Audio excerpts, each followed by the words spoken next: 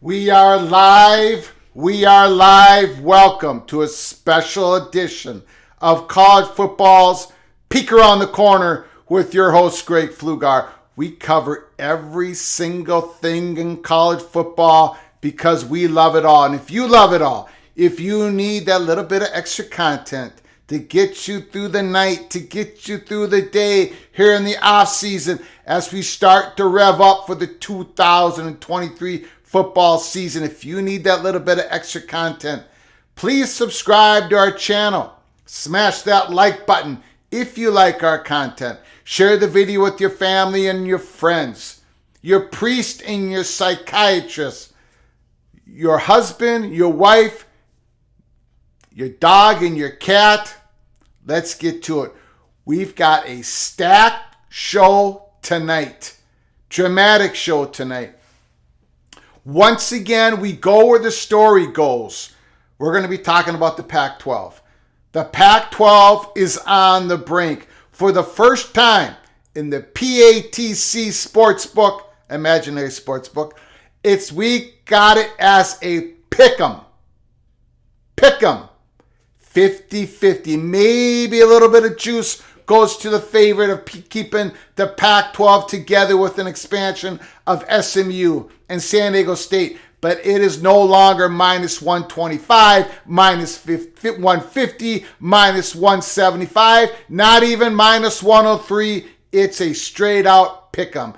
Pete Thamel's article today should tell you everything what is going on. Do not trifle with Pete Thamel. I'm going to bring back a little bit of history into this last spring.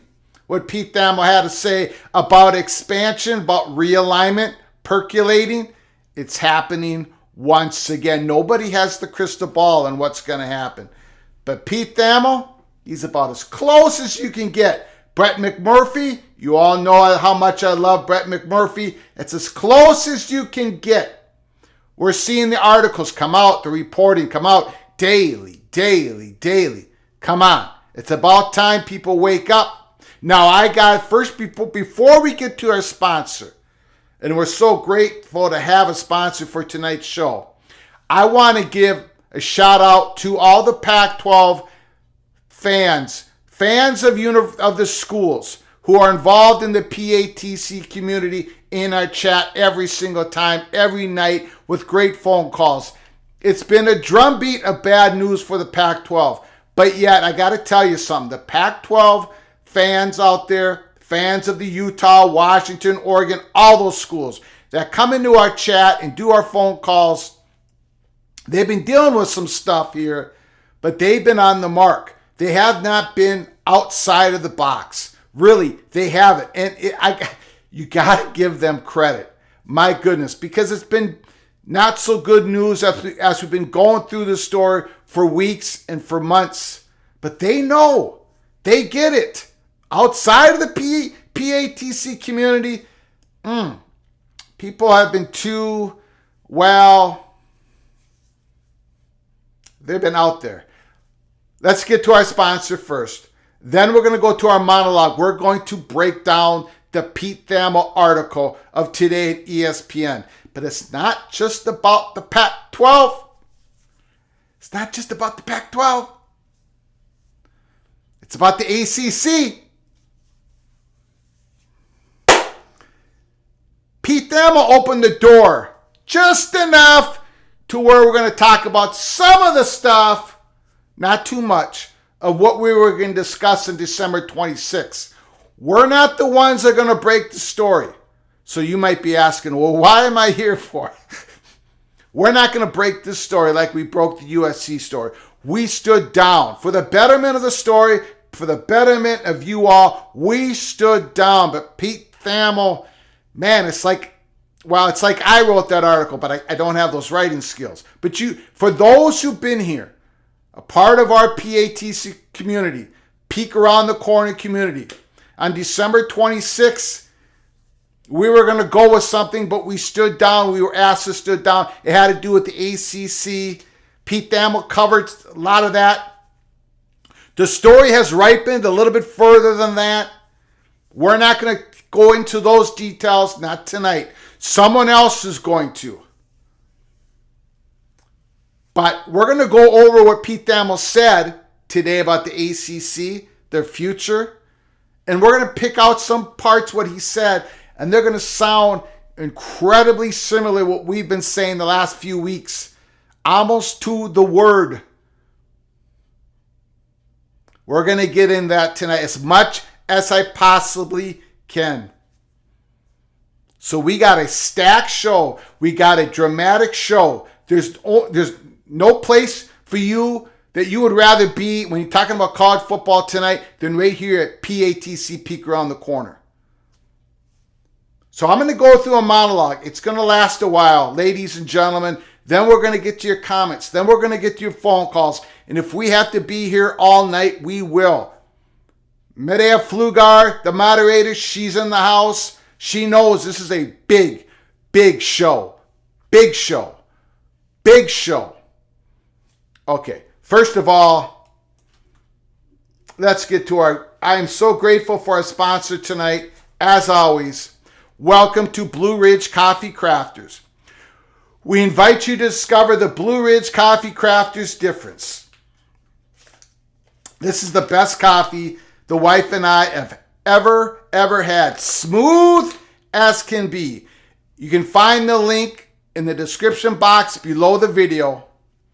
Blue Ridge Coffee Crafters difference. Clean hot air roasted coffee produces a smoother, richer, healthier coffee that is less bitter and less acidic. Our hot air roasted coffee uses convection heat to loft the beans for a very even heat transfer. The clean, bright taste that people rave about is achieved by roasting the bean quickly and evenly while suspended on a bed of hot air. From craft to cup, hand-picked coffee beans, the Blue Ridge Coffee Crafters difference. Give it a try. Give it a shot. Go to the link in the description box below the video. And if you do decide to order this most beautiful coffee, if you want to support our channel, put PATC in the comment section where you're ordering the coffee. Thank you so very much. We're so grateful for their sponsorship. They are elite, elite, elite. And that's the type of products and services we want to sponsor. We want to advertise here at Peek Around the Corner. Okay. We can't waste any more time. Okay, let me get this up and running here. Okay, this is going to take a while. I'm warning you. So I hope you have your beverage in front of you. There's cloak and dagger stuff all over the place. So buckle up. Pete Thamel, ESPN.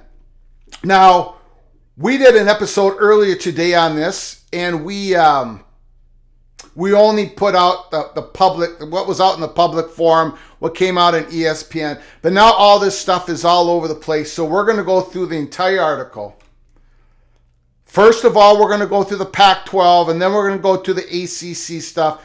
Both you're going to find, if you've been busy today, you're going to find this stuff fascinating.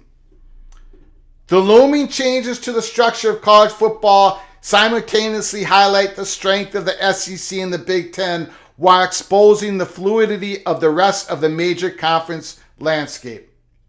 With the Big Ten and SEC preparing to start 16 program versions in the 2024 and the 12-team playoff looming the same year, the rest of college football landscape is left to sort itself out. The only certainty is that more change is coming. And that was the title of our episode of 155 earlier today. What's most apparent after interviews with industry and campus sources over the past week is how the financial gap between the SEC and the Big Ten and everyone else is going to cause further unrest. It's safe to say the schools in the Power 2 are going to be making more than $30 million more than teams in other leagues now and going forward.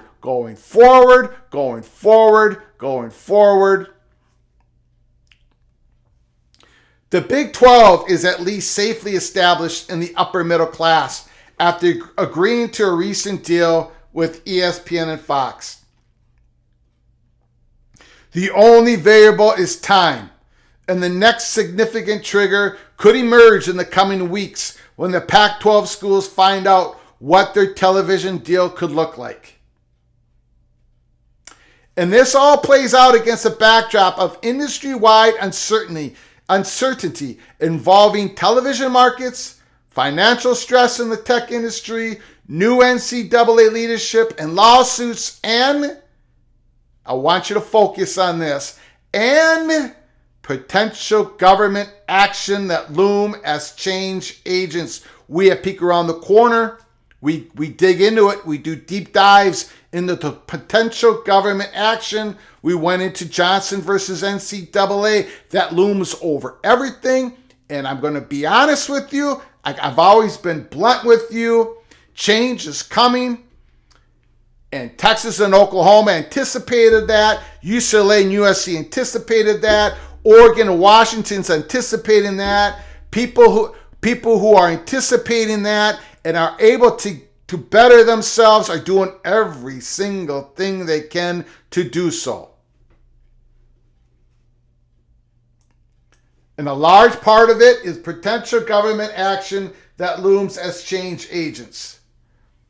What's next for an industry perpetually in flux? Here are the 4 big questions to answer on the Pac-12's potential problems and how it will affect the Big 12, the Big 10, and even the ACC. And we'll get to that at the end of this monologue. Bear with me. Buckle up. What happens now for the Pac-12? In the immediate future, the most uncertainty looms over the Pac-12. In the immediate future. As expiring grants of television rights always yield potential change. The biggest signs of panic Friday night, we talked about it. Now it's time to panic. That was the title of our live show on Friday night, February 17th. And February 5th was Everybody Calm the Bleep Down. Not on February 17th. We heard too much. It was panic time. The most uncertainty looms over the Pac-12 as aspiring grants of television rights always yield potential change. The biggest signs of panic have come from the league itself. First, Commissioner George Kliavkoff and two other conference officials visited SMU earlier this month in a 48-hour advertisement of the league's weakness and lack of self-awareness. That lack of self-awareness, that is on the shoulders of George Kliavkoff.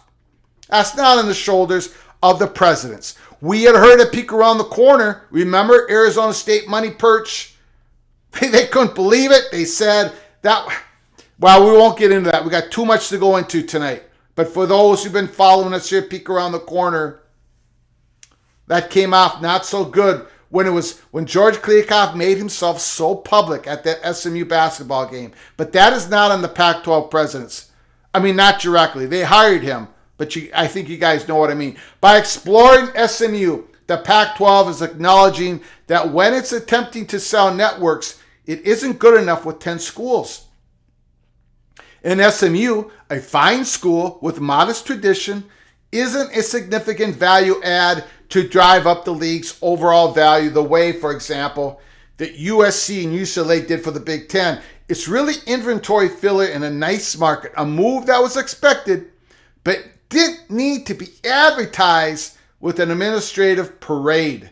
Pete Thamel, do not trifle with him. We'll get to that. When this is done, I want to show some back history with Pete Thamel in regards to the spring.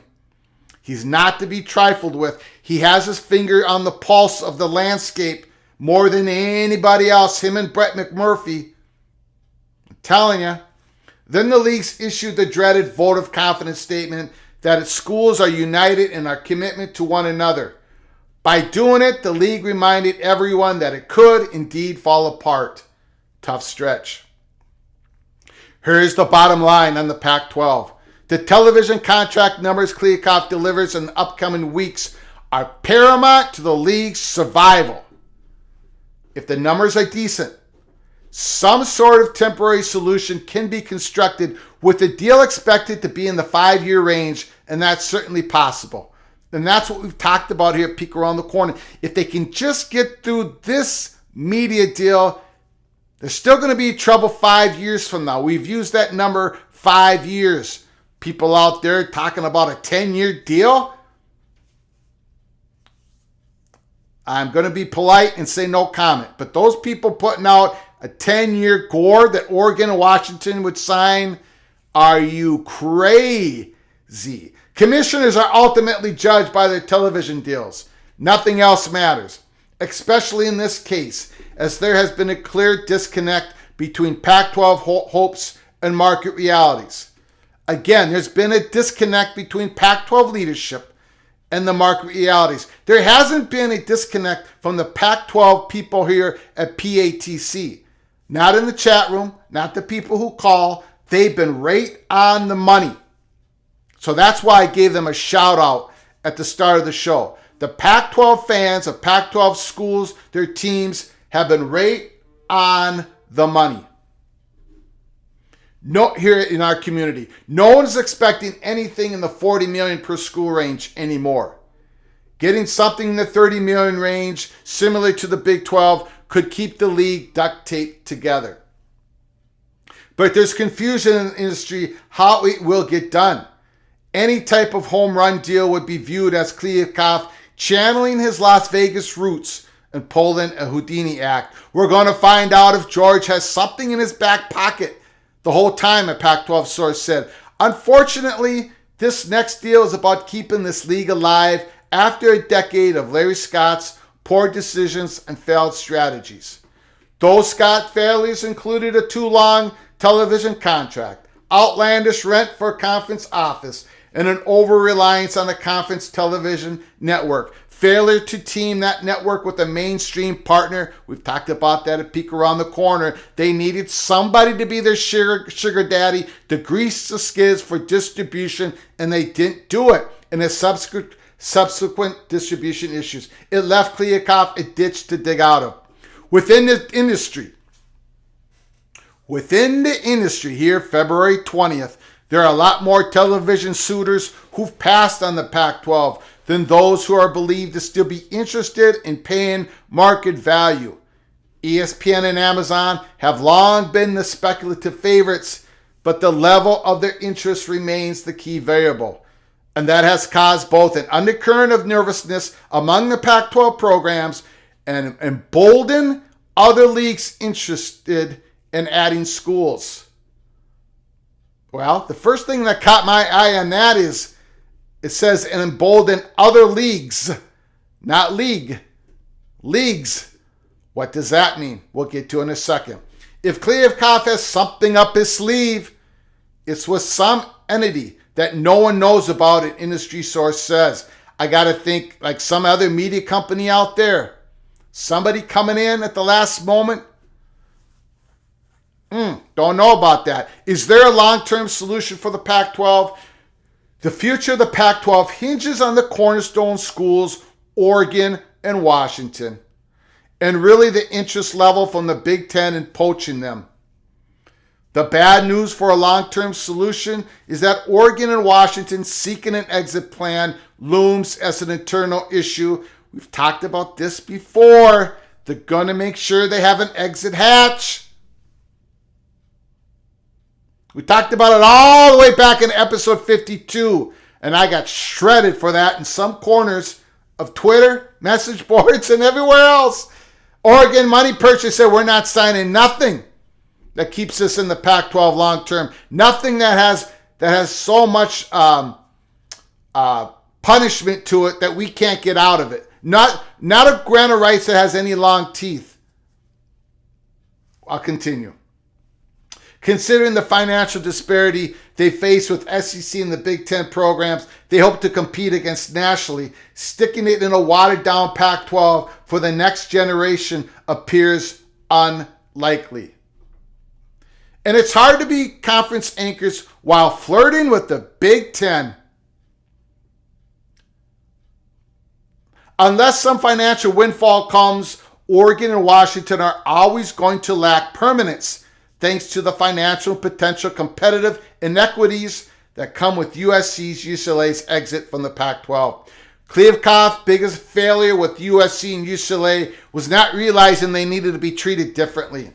His inability to court them in a way that reflected their market value contributed to their wandering eye. In reality, he likely didn't have the financial firepower to stop them, but he never got a chance to truly make his case.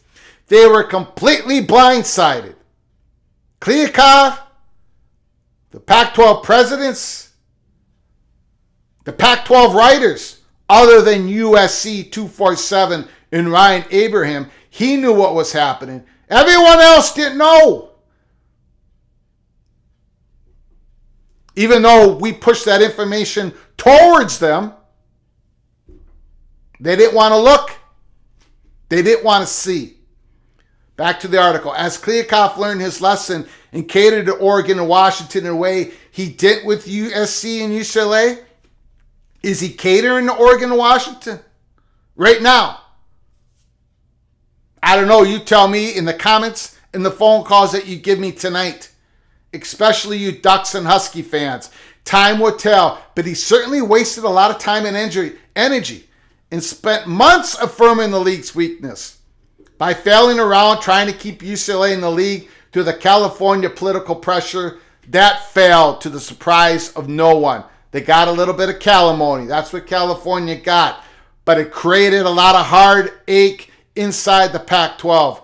Because as we talked about here at Peak Around the Corner, as the Arizona State Money Perch told us, and we told you all in his letter, that when the plan came out, the California plan they're calling it, when Rich Lieb, the University of California Board of Regents, went out afterwards on December 14th when it was decided that UCLA was going to be able to go to the Big Ten, but they would have to pay a calimony tax back to the University of California, Rich Lieb said, hey, we would like to be in the Big Ten. Hey, we put pressure on the Big Ten. Hey, we wanted us, California, Stanford, Oregon, and Washington to join the Big Ten.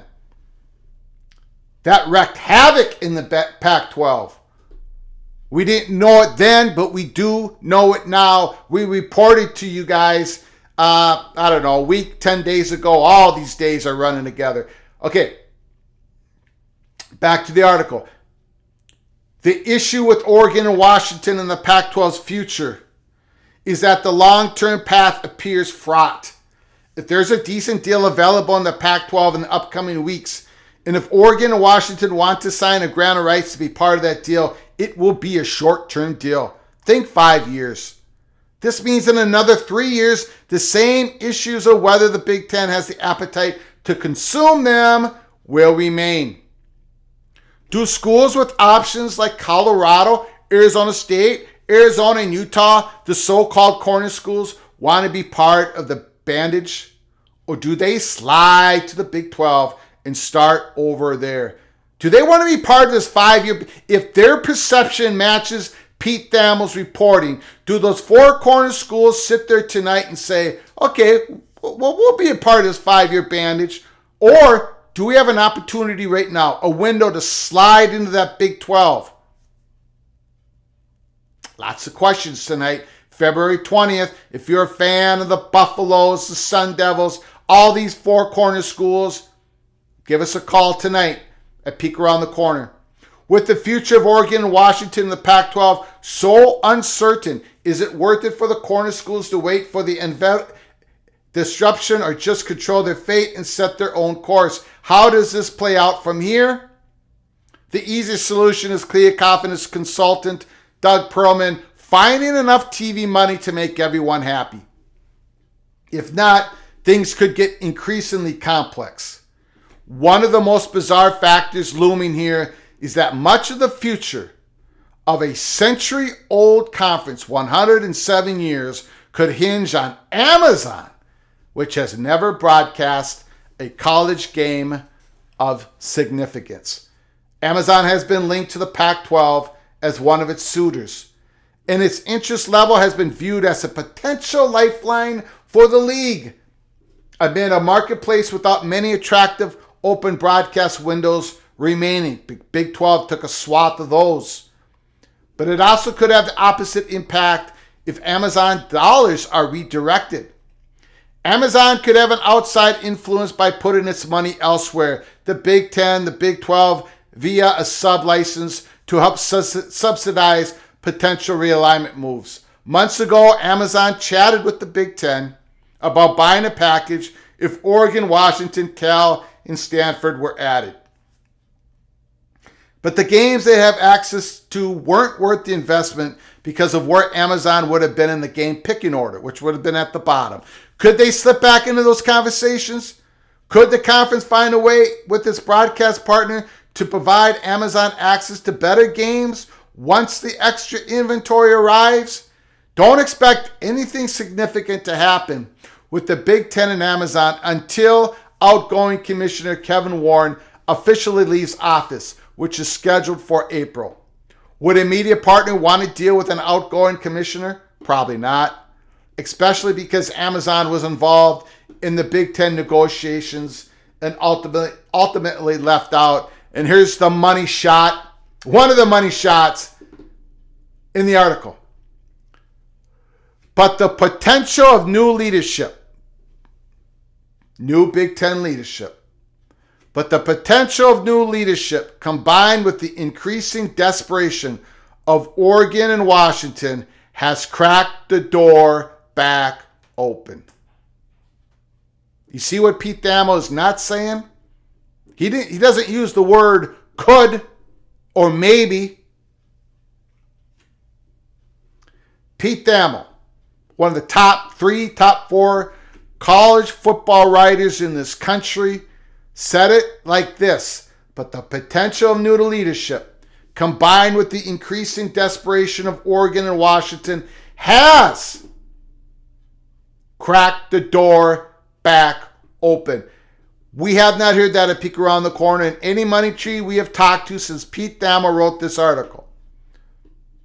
But Pete Thamel's saying it. Do not trifle with Pete Thamel. Again, I'll give you an example once we're done with this article. The Big Ten presidents weren't keen on more additions initially. And both USC and UCLA have been protective of their West Coast, but could properties that valuable really get left behind?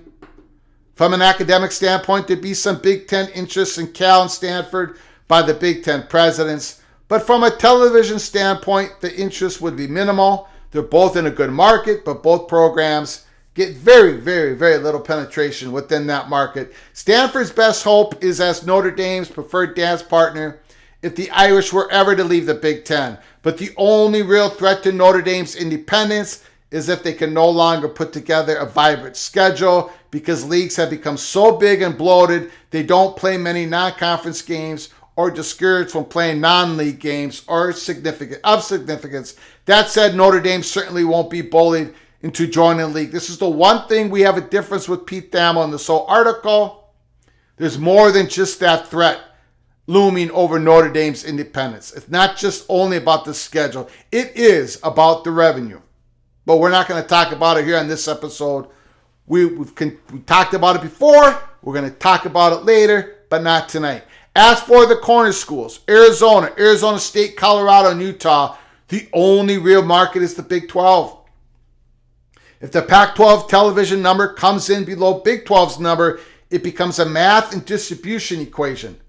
The notion of too much streaming still looms as an uncomfortable for many schools because of visibility. Most are open to some streaming, but are afraid it's too much. And this is what we've been talking about for months at Peek Around the Corner. People are so obsessed with the money. Of course, money is important, but there's not going to be the differential in any of these deals to make. That isn't going to be the prime motivation if somebody moves. It's not about money. Not in this case. It's about exposure, visibility. This incredibly untraditional TV deal that the Pac-12 is about to sign. It is scary, and fear is the greatest motivation. Okay, let's get through this article. Could Amazon chip in to buy part of the Big 12 package if it expands with the Four Corner schools? Would there be enough inventory for potential Amazon package to be sliced off via sublicense? The corner schools would provide ESPN access to late night windows, which it needs, and perhaps be a lower expenditure of both companies. Fox has stated publicly it doesn't have much interest in the Pac-12, which makes sense after the Big Ten took USC, UCLA. There's a lot to it's a lot to go over there, right? And just that first part. But wait, we got more. And what happens with the ACC? For those who've been with us here at Peek Around the Corner, on December 26th, we were an hour away from breaking a story. We stood down. We will continue to stand down on the story, but it has to do with the ACC. And a lot of it has to do with Pete Thamel wrote here. The story has ripened. There's more to the story. And then of course, Pete Thamel, I'm sure, has more of it, and other people as well. But we're going to go through this. The door's been open on this. I'm going to take a step through a little bit. And here we go. So buckle up. What happens with the ACC? The Big 12's new deal and subsequent grant of rights has left it in a solid position through 2030-31. The fact that every major conference television deal expires and can be re-upped before the ACC comes back to the table illuminates the fears around the ACC. This is all known, nothing new here. The ACC deal with the ESPN runs to 2036, and part of the reason it ran that long is because it allowed the league to form an ACC network. We've talked about it before. The grant of rights got extended from 2027 to 2036 because of this creation. About half the league is fine with the financial status quo. And then there's the other half. Those schools most invested in football that continues to look for creative ways to find more money, whether within the league or by finding a way out. Unequal revenue sharing continues to be discussed, but that can't cover a $30 million delta. And it can't. The unequal revenue sharing, we talked about it, peek around the corner. It's an idea that's trying to find, it's not the solution. That's the best way to put it. It only can cause more damage within the conference.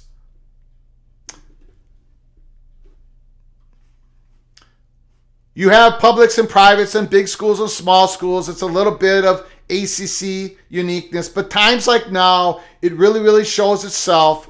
In the last year, it has become so apparent. Sources around the league stress nothing is imminent in the terms of a breakaway, but the search for new financial avenues continue. I don't expect anything in 6 months, an industry source said, but in 6 years, it'd be shocking if everything looked the same. The other leagues get additional bump before the ACC comes up. Just how binding are the grant of rights? School after school has gone to league headquarters to study them. So if there's an easy way out, some smart lawyer would have found it by now. The ACC, like most leagues, doesn't allow copies of the television contract and grant of rights out of the building, what protects the contracts from FOIA requests. I just want to talk about this first. We've been telling you here at Peek Around the Corner, the amended grant of rights, the one that was extended, that ended at 2027 to 2036, that is not in public. You cannot find that. I know there are documents out there that shows 15 presidents signed the grant of rights, there's an addendum and everything, but that is not the full grant of rights. It's not out in public. We told you lawyers would take a look at it. Lawyers, they can't take copies of it. They can't take it home with them. It's not out in public. And here it is. Pete Thamel basically telling you it's not out there. And that's important because people think, well, we'll get back to that in a second. The essence of an ACC escape is that it would cost more than $100 million to leave, and the schools would still need legal wrangling to get access to their own TV money for more than a decade. That's a significant risk, but there's also plenty of risk for high-profile schools of falling hundreds of millions behind national competitors. It's exactly what we said. I think it was in the last live show or the live show before. Yes, there are risks to challenging the grant of rights. But my goodness, there are risks to doing nothing at all. Florida State, Miami of Florida, North Carolina, Virginia, Clemson, possibly Georgia Tech, possibly Duke, schools that possibly have a landing spot in the SEC of the Big Ten.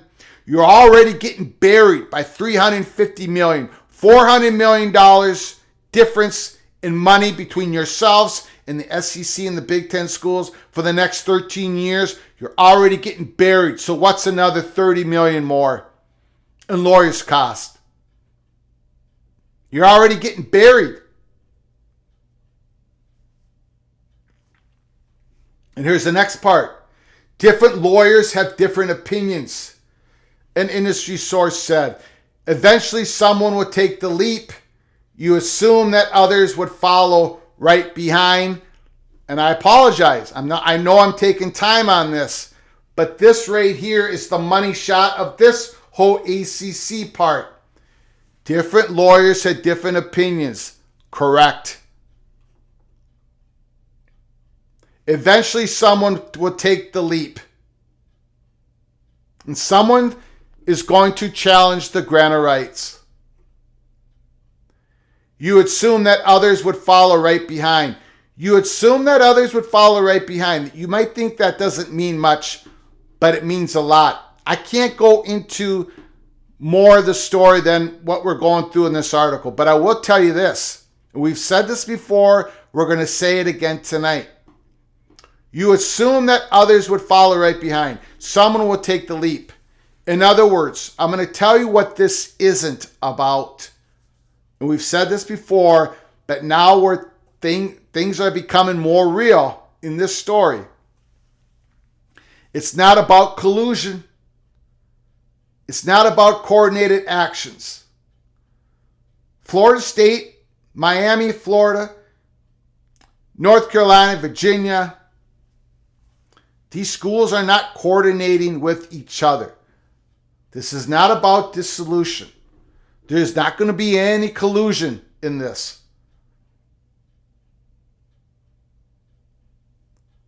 Eventually, someone will take the leap. Somebody will be the first one to take the leap, independent of the others. Someone will be the second. Someone will be the third.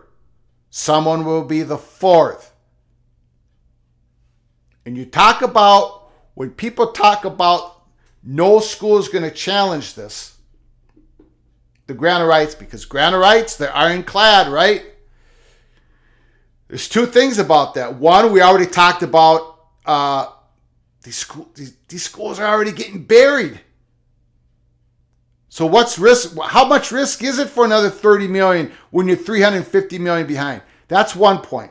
But the other point is, if you're Florida State and you're challenging the grant of rights, it's risky. It's costing you money. Who else is it costing? The conference. The one who owns the grant of rights. Oh, Florida State goes first? I'm just using that as an example, not breaking any news tonight. Another school comes second. Another school comes third. They all have their individual cost. But what about the other side? What about their costs? It's going up, isn't it? Because they have individual cases. Those schools are not coordinating each other. They may have individual reasons to think that they can break the grant of rights. So suddenly, settlement, possibly, maybe. Okay, we'll get to the rest of this real quick here. No collusion, ladies and gentlemen, no collusion. As usual in college athletics, the lawyers would sure be cashed. They would sure to be cashed in. The only certainty from any type of attempted breakup or breakaway would be billable hours. If you're going to try and get out of the grant of rights, you better have a war chest, industry source said. You're going to need to pay legal fees. Oh, war chests, you say. We can't get into that either. So there's a lot to go through. We're going to get to your comments and to your phone calls. Pac-12, ACC, you talk about whatever you want to talk about. But I do want to get to one more item.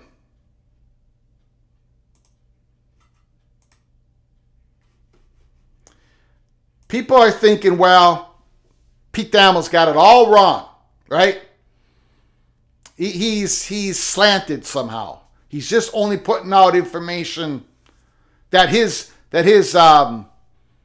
ESPN wants him to put out. Okay. Well, here we go. On May 13th, Pete Thamel wrote an article. Let's see if I can get here.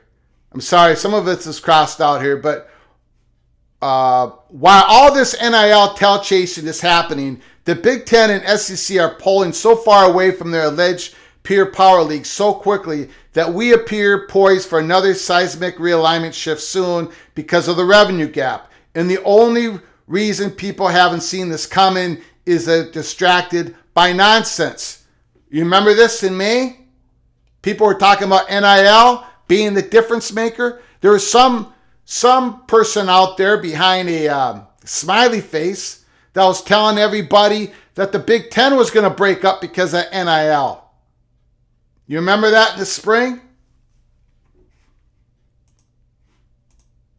Projections are fickle and specifics that far out are tricky, but even a 30 million gap annually, the most conservative of estimates, would be unsustainable competitively for big brands like USC, Oregon, Clemson, and UNC. Florida would never lose a recruit to Florida State if it could flex the financial superiority. Same for Ohio State going against USC.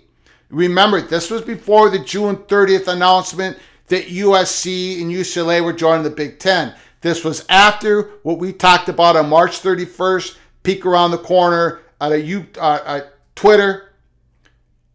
So when he broke this story on May 13th, that conference realignment was basically percolating, I said, when you have Mr. Thamel discussing the next realignment coming soon and the reason why it's happening, pay attention. Reports on USC's proactive, aggressive posture in regards to the future will be coming soon. Buckle up. And I used that same term tonight in a tweet 3 minutes before this show started. I said, buckle up. So when Pete Thamel, I just wanted to show that when Pete Thamel puts out an article today, we went through the whole thing, it means something. And I saw people attack Pete Thamel today about his credibility. Okay. Comments, phone calls, we're now ready to rock. The floor is yours when you call. I don't have them open yet. Just be patient. I have to get through some of these comments. Lots of comments. I'm just going to start just posting them. Holy moly. Look at this. All right.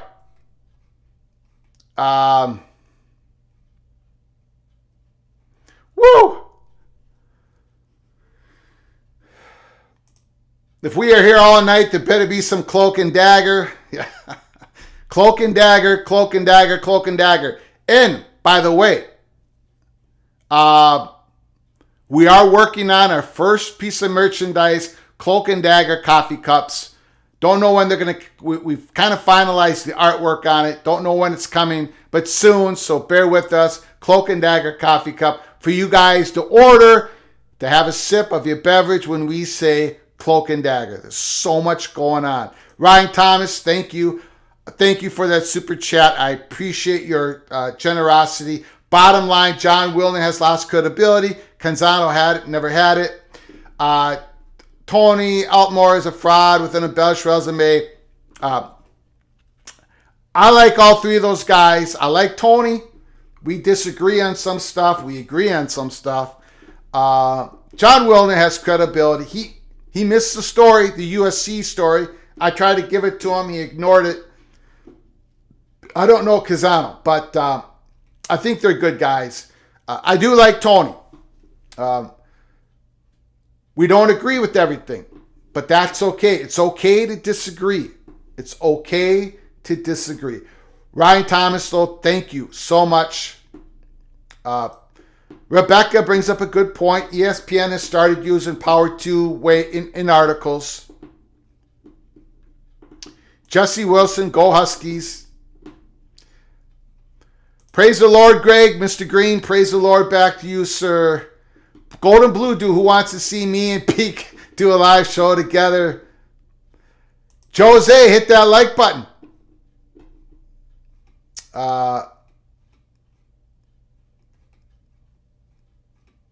Woo! Can't go through these comments. Things are flying. I want to hear your phone calls.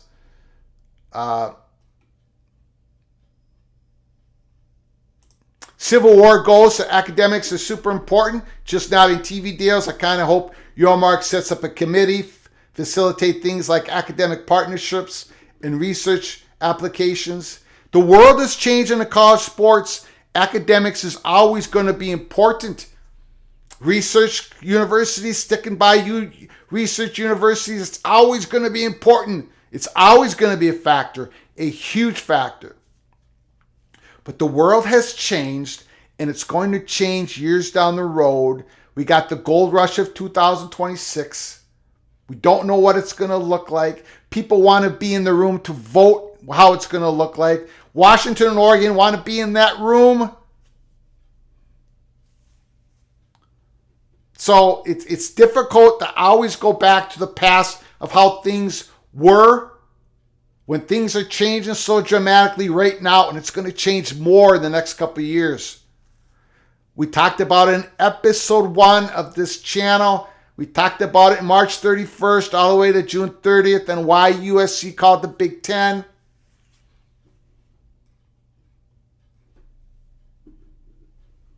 Monovision, December 26th. The day strings were attached. There's no strings here. None. None. What I'm actually doing is being responsible to the story and to you all. Let the story ripen. We're not the ones this time that's going to break it. We're not. I guarantee you we're not the ones that are going to break the story. So you might be asking, well, why the heck am I watching you, Greg? Because we'll give you some flavor to it, some depth to it. The story isn't quite there yet. It's going to be intricate. It's better that someone else breaks it, but we're going to be there with you. So subscribe to our channel if you haven't subscribed yet. Spill it, Flugs. I spilled more tonight than I've spilled. Come on, guys. Come on. I've spilled a lot tonight.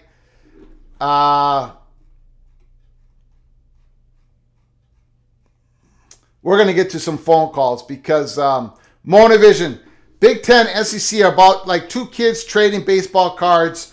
I'll give you Florida State for Virginia, requiring conference membership, college football playoffs. Thank you, Monovision, for your incredible generosity, continued generosity to the show. I appreciate your friendship, Mr. Buckeye. Thank you so very much. Appreciate it. Okay, let's open up the phone lines. Let's rock. Let's absolutely rock. I'll get to your comments. I'll put them up on the screen as best we can here. 763-260-1333. That's the peek around the corner number. Let's rock.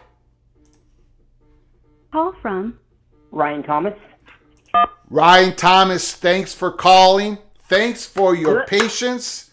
The floor is no problem, yours. Greg. And before Ryan talks here, we're going to be here a long time tonight. So relax. If you need to leave, come back.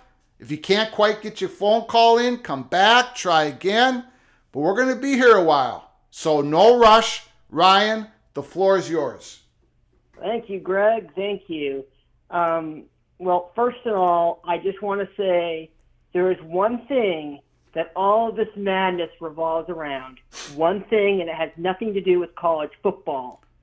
It's the NBA. The NBA is the keystone to all of this. And the reason why I say that is because the NBA's deal with ESPN ABC ends at the end of 23-24 season.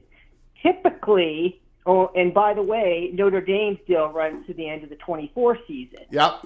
And typically, what happens is these leagues usually like to have the TV deal executed about a year before it expires. The next TV deal, they like to have executed a year before it expires. The Big Ten was a little bit of an anomaly because they had USC and UCLA come in. They had to kind of rework things.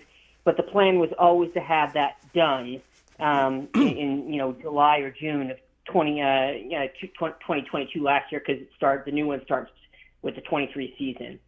The other thing to mention too is people need to understand Notre Dame's negotiations with the NBC are happening right now. Their deal expires at the end of 2024, like I mentioned, and they're going to want to have the deal in place, go or no go, by the summer, by this summer.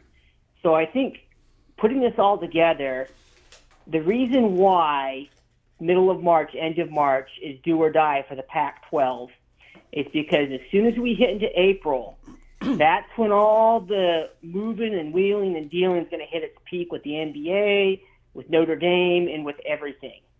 And depending on what happens with Notre Dame, and depending on that will depend on what money the NBC has left. If NBC gets that Sunday doubleheader that it wants, then Notre Dame is not going to get a contract with NBC. Period. The NBC cannot pay Notre Dame $60 to $75 million a year, pay the Big Ten what pays the Big Ten, and pay the NBA, which will likely be like a multi-billion-dollar deal. They don't have the money to do that. So they're making some tough choices, and ESPN, if ESPN loses a significant portion of its NBA deal, it might try to get Notre Dame to partner with it. Now, this is where the cloak and dagger comes in, Greg, because ESPN has put an awful lot of money into that ACC network. That's a big cost for them. And, you know, of course, the SEC doesn't want to see the Big Ten get any more powerful, and it will. You know, they do not want to see the Big Ten add Notre Dame, because that would really, I've done some calculations on valuations, and I think that would probably give the Big Ten about a $15-20 million revenue gap over the SEC if they get Notre Dame. They don't want that. And so I think what's going to happen here is if the Pac-10 does not get something done by the middle or end of March, at that time it's going to become a free-for-all. And Washington, Oregon, and Stanford, you know, anything can happen. They have no incentive at that. They may not even have incentive right now to do anything, because they're smart people. They're not stupid. They know, you know, an idiot like me who can basically look up all these things and come up with these stats. I mean, I guarantee you the folks at the AD at Oregon and Washington, you know, have the same thing and have done the same research. And it's going to come a free-for-all. And you're going to see essentially the Cold War between ESPN and Fox, the Big Ten, and the SEC all play out this spring and early summer. It is going to be the battle royale, and it is going to be epic. It's going to be like World War III, except no horrible death or destruction. But this is going to be a battle, Greg. And I think, going to your story, I'm going to make an assumption here, I guess, that maybe this has something to do with that story that you know, because, you know, everyone in the ACC knows this. So depending on how the NBA money shakes down with NBC, and depending on what happens with Notre Dame and the Big Ten and ESPN or the SEC, that's going to set all these dominoes into place. If the Big Ten gets Notre Dame, then I think you're going to see, you know, the ACC may or may not fall apart, but ESPN may have an incentive to go in there and pay the ACC more money at that point, if it means avoiding having it lose its brands and huge investment. You know, they love that deal, but if that deal gets in jeopardy, they'll put the additional money in there to keep it afloat. And if Notre Dame goes to the Big Ten, Stanford, Washington, and Oregon come on down. I think that's really it's going to be interesting to what happens, because I don't think ESPN and the SEC are going to let the Big Ten pick and choose what it wants from the ACC. They have no incentive for that whatsoever. And Washington and Oregon know this, and they know if they sit and be patient, that's going to essentially, an opportunity for them somehow in some way will materialize. And they know that, and I think it's going to make a lot of the other schools in the Pac-12 nervous, and you're going to see some destabilization there. That's why I've said it before. I think it's over for the Pac-12. I really do, because the circumstances coming up, the opportunities. I mean, Washington and Oregon have a spot at the roulette table, and you know they've got some chips to put on the table, and they're going to roll their dice. They're not going to go to the slot. They're not going to go to the slot machines with Amazon. They're not doing that. Now, Pete Thamel did say that he in that article that he said the door was open. Yep. So he said the door is open, guys, gals. He said it. I didn't say it. We don't know that yet. We're trying to find that. We don't know that yet. But that's Pete Thamel saying it, okay? Yep. He's worth on 1 million Greg Flugars, okay? So if the door's open, but he also said that, but you know, like if Amazon tried to come in, sub-license, try to get part of the Big Ten deal, come in to help expansion, that he didn't think it would happen with, he didn't think it would happen until April because the new Big Ten commissioner wouldn't come aboard in April, right? Oh, yes. And the beautiful thing is that April timeline I just mentioned, Greg, that's the same time that Big Ten commissioner comes in and gets hired. Yeah. And I mean, you know, things can happen quickly. And I really think I think I'm just going to put it out there. It's just in the middle, snap, Dad, April 30th. So I think sometime in the last few weeks of April, or the first few weeks of May, you're going to see some stuff cooking. Yeah. And, you know, I think that's where the dice are going to get settled. And I just don't see any incentive for Oregon or Washington to agree to anything right now. Why? So, I mean, I'll okay. Go ahead. But anyway, you know, it's certainly interesting and exciting, and I certainly think whether it's collusion or not, whether they like it or not, I do think that there is a feel that they probably want to condense things not down to a power 2, but more like a power 4 for right now. I think one league is going to die this summer, and I think it's going to either be the ACC or the PAC. One league will die, and I know that's bold, but I think that's whether that death is instant or it begins a long, slow terminal process where that league dies over the next 5 to 7 years. I think that the fate of one of those leagues will be irrevocably cast by the summer of this year. Okay. So with that, I'm out, Greg. Thanks, I Ryan. hope everybody else has a great night. And Greg, I hope you're ready to sing The Man in Black for us. Yes, yes. I'm going to do the best I can. Thank you. Appreciate it. Bye.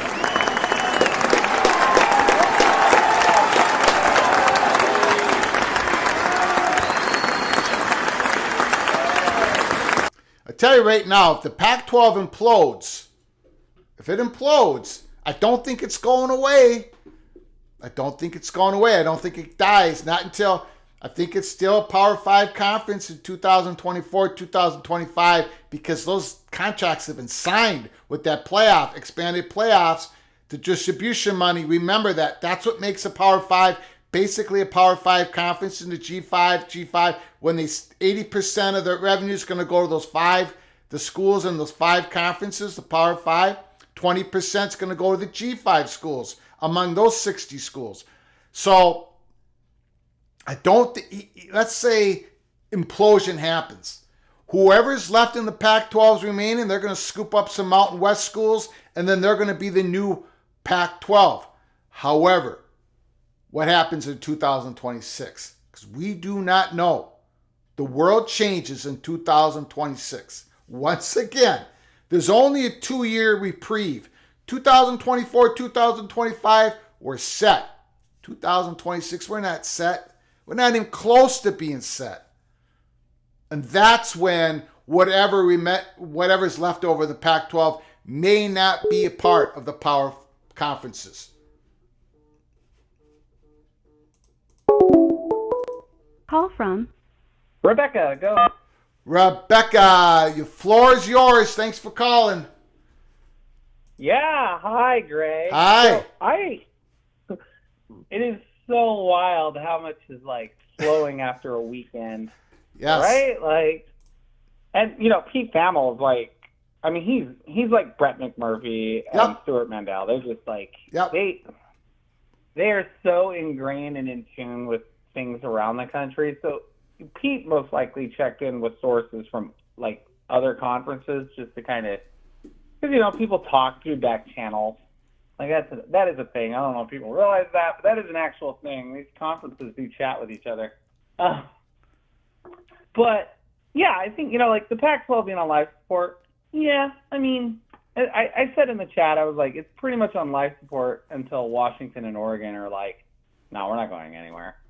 But if Washington and Oregon get wandering eyes, it'll probably implode, which, I mean, there's a ton of rumors out there, but I don't see, right now, I don't think anything's happening. I know Washington's basically gone quiet, but it's Monday now, so, you never know. I did not see. Though, I'm sorry. You sent a video of Thamel on Feinbaum. Yeah, Thamel talked to Feinbaum today. I did not hear that. So can you? I don't mean to interrupt your phone call because you probably got a different. Can you? No, he just went into it a little bit more in depth. Feinbaum, of course, asked him, and he basically talked. It was mostly like what you read in the article. Yeah. But he went into a little bit more in depth. I think from what he's hearing, I think he knows something. I think his sources have told him something over the weekend, which is why, the article probably started getting written right after the Athletic article came out. Mm-hmm. And, he probably checked in with his sources. I think something happened over the weekend, or basically because he referenced, the Ohio State canceling the Washington game started to really kind of get the wheels going. Yeah. Essentially, like, Feinbaum just asked him to go a little bit more into detail with it. And I've been trying to find the full interview rather than just the 1 minute clip that I sent you. So I don't want to say anything speak on Thamel's behalf. But essentially in that 1 minute, he's basically talking Pac-12 is, they're just getting breadcrumbs right now because that's all that's left.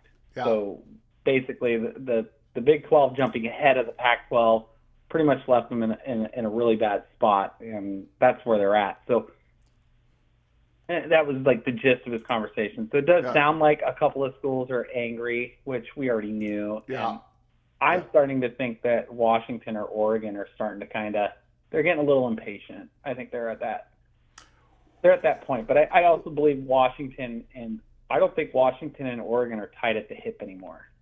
I think Washington may hitch its ride with Stanford. Not to be not say anything negative about the Ducks, but I think both schools want to keep the rivalry, but I think for Washington, staying attached with Stanford is just more it's probably better for business to be attached with Oregon, but it's better for academia to be attached with Stanford, because they're both mega research schools. They're not we're talking two of the top 5 research schools in the Power 5. So it's they're not small fish in the academia world, especially when it comes to research. Mm-hmm. So, but I'm starting to think they're doing that. But I just want to remind people, the Pac-12 is not going to die. No. Even if let's say Washington and Oregon left, Pac-12 is not going to die. Why? Because again, Pac-12 for at least 2 years has an automatic berth into playoff. Not an automatic berth. Top 6 ranked. Get the group. They're a champion. The champion gets in. No, top 6 ranked champions get in. Top 4 ranked get a berth. Get first round bye. So you have to be one of the top 6. Yeah. A Power 5 doesn't get it. What they do get though is they get the Power 5 money for at least the next 2024. Yeah, that's right. That's what I was meaning. But that coupled with the fact that it doesn't take much to get these top group of 5s. Hey, only for a couple of years, but if you come here, they'll still apply because the money's just too much for those schools to say no. And then they'll come in, and what they'll do is they could just fight for that spot if the conference stays roughly whole, because I think that the Big 12 will only add 4 because it'll put them at 16 with the other conferences. Mm-hmm. It's spread evenly throughout. I think Washington and Oregon destroy this whole 4 corners going. It just destroys that because they're probably only going to take 2, and Washington and Oregon are just too big a piece for. Yormark wouldn't say no to Oregon or Washington. Like in any scenario on earth, he's not saying no, unless it's something like crazy where like somebody was putting out, our West Virginia friend today was putting out that Oregon said that they would go to the Big 12 if they got a reduced grant of rights. So the Gore is reduced to 5 years. Basically, they would leave. And like, I don't see Yormark saying yes to that because they want 5 years. But I also think like Oregon probably would give up. And I'm using this as like a scenario. We're not saying this is actually true, but Oregon would probably have to come in as a partial member, not a full member, to probably like to get their way in. But Oregon and Washington won't go in as partial members to the Big 12. Like that's not going to happen. They're going to want, especially because they know that, well, the only reason why you're getting this much money was because we got this for you. Yeah. And I know Big 12 fans are like really leery for Washington and Oregon because they think they'll act like a Texas and an Oklahoma. I want to assure people that's not how they act. They don't even act like that now in the Pac-12, and they know they're the biggest fish in the Pac-12. Like they're not even acting like that now. I don't see them doing that like at all in the Big 12. And the school president for Washington is like the nicest person on like the planet. I don't see it being like, even as cutthroat as business can get, and that's what it is, I don't see her as, being that kind of a person that's like, I'm going to do all this, this, and this, and take it or leave it, kind of, But for Washington and Oregon, like, they're going to probably have to flex the muscle, but I think once we know who this media partner is, because like it said in his, essentially everything I'm reading is nobody knows who the streaming partner is. Yeah. I don't think it's Amazon anymore. Well, like they don't want tonnage. Yeah. So once again, SBJ was correct. Yeah. All right, Rebecca. Yeah, I just want to say, the more I've read into it, the more I've looked into it over the weekend, and you relax. And and it's like, I don't know who Kliakoff is using. I don't know who this mysterious streaming partner is, but talking to friends who work for Amazon, it's not them. Yeah. And it can't be ESPN Plus because they don't, ESPN would probably do it, but I mean, like, it would definitely boost some of the ESPN numbers, but they're all running out of money. I did say this to a friend today. I said, if Turner loses the NBA, let's say they lose the NBA to, NBC or even like a CBS or something, somebody bids on it and gets it other than Turner. If they lose their rights, Turner will probably come back to the table for some conference to try to get some kind of content in some fashion. Like, so I could see the Pac-12 making sure their deal ends before anybody else's anyway, in case that scenario occurs. But it's just something to think about. Got it. No evidence of it. But thank you, Greg. Thank you, Rebecca. Always. Thanks for calling. And real quick, for Pac-12 fans, just relax. Let's just let it play out. There's a lot of angry people, and they want to see the Pac die, but we're okay. Let's just be as laid-back West Coasters as we are. All right. All right. Thank you. All right.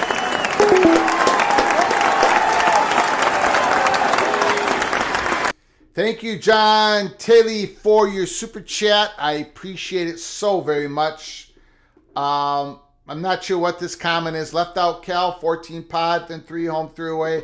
I'll have to check what you were talking about in the chat room. But thank you so very much for coming in, for your super chat. You're helping us keep the lights on and peek around the corner. Thank you so very much. Again, we're talking about Cloak and Dagger. There's no Big Ten commissioner. Well, Kevin Warren, no, he's not really the Big Ten commissioner right now, okay? You don't be a part-time Big Ten commissioner. So, Oregon and Washington's really not reaching out to the Pac-12, the Big Ten right now? Of course they are. Remember, they already had preliminary meetings. Brett McMurphy, Action Network, he broke that story. They're having preliminary meetings. They had them. So all the numbers, all the bookkeeping, it's gone back and forth.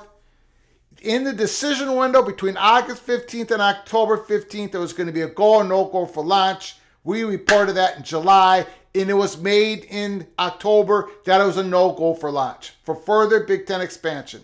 But now Pete Thamel says the door has been opened again. Pete Thamel's words.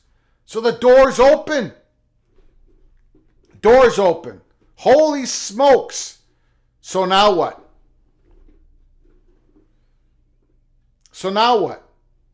Who is Oregon and Washington talking to? Gene Smith? Gene Smith was against further expansion. They got to get Gene Smith on board. Cloak and dagger, cloak and dagger, cloak and dagger. Thank you, Reb, for the donation. I appreciate it. SBJ, Thamel, Dodd, McMurphy, Canzano. Oh, God. You guys are killing me.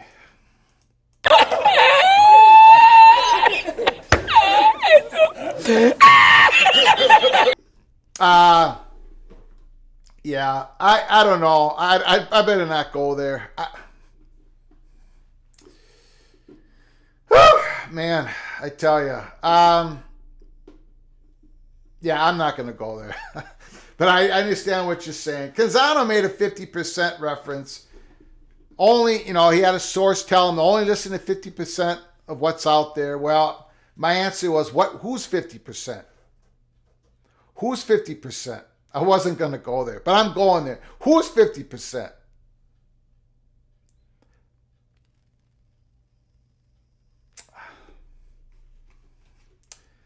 Yeah. Thank you so much, Webb. I appreciate it.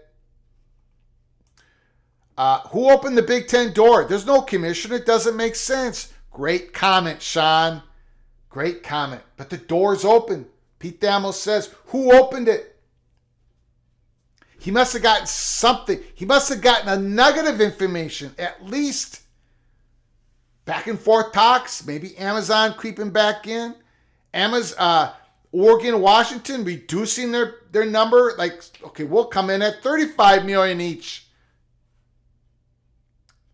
The door's open, though. The door's open. He said it. The door's open. So, someone in the Big Ten had to open it. Who in the Big Ten can open it? Just to have some more talks. Who in the Big Ten can open it?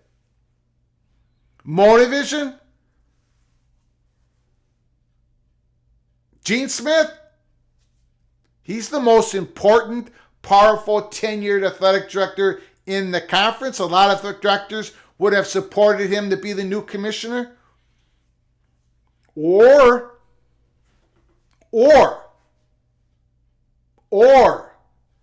is it Adam Silverman?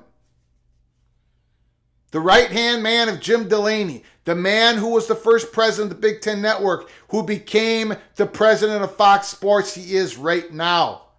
Adam Silverman. Fox Sports, they got to get Fox Sports on board. Yes, it would be a different media company that would probably have to come in to give the money to get expansion done with Oregon and Washington. But did Adam Silver say to Gene? Did somebody said something for Pete Thamel say the Big Ten door is now open, has cracked open? You know, when March 31st, when I put out the USC called the Big Ten, we gave that information to Minnesota 247, USC 247. Daniel Montecastle and other people in the chat room can verify this. We said the Big Ten door has been cracked open. Same verbiage. No, I don't talk to Pete Thamel. He doesn't know who the heck I am. And no, I am not Pete Thamel. Okay. Call from Moen. Moen Vision, Mr. Buckeye, Cloak and Dagger, Gene Smith, the door's open, Pete Thamel. Tell us what the heck is going on. Well, it's like you said, Gene Smith controls, and I hate to use this term and it seems elitist, but there are votes that Gene Smith controls. The way the Big Ten Conference has been set up, there are larger votes and smaller votes. And as goes Ohio State, so goes other schools. So if Gene Smith changes his mind, changes his tune on Oregon and Washington, it's going to be enough votes to get them admission into the Big Ten. So that is, what? You're basically flipping Gene Smith to get Oregon or Washington into the Big Ten. Okay. Now, I'm not saying that's going to happen. Yep. Let me ask you a question, Monovision, if you don't mind. What? Yep. Go ahead. What hurdle? What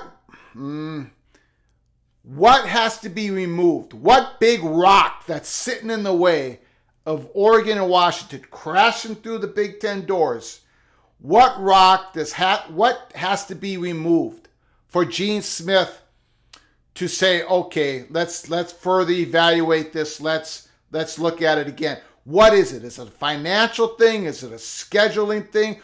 What is Ohio State's perspective? They don't want more Western teams, more travel. Or is it because Ohio State wants make sure there's some spots protected in further composition of the Big Ten down in the Southeast where the Buckeyes can really, tell me, what do you think? What's the hurdle? What's the rock that has to be moved for Gene Smith to take another look at this? For Washington, I think it's a lower threshold than Oregon. Okay, all right. Oregon has some issues with research, not of their own making. They're limited by what they're allowed to do with their state. Understandable. But I think another issue is some of the smaller schools that Ohio State kind of looks out for have their concerns about being pushed down in terms of availability for some of the larger games on our media partners. Sure, yeah. Bringing in an Oregon Minnesota. or Washington. Yeah. Minnesota's not nearly, the Rutgers, the Northwesterns, the Indianas, the Purdues, getting pushed down to constantly being on Big Ten Network, constantly being on Peacock. So I think there's still concerns that have to be assurances that those teams are going to get at least a decent amount of games on an NBC, a CBS, or a Fox. Good point.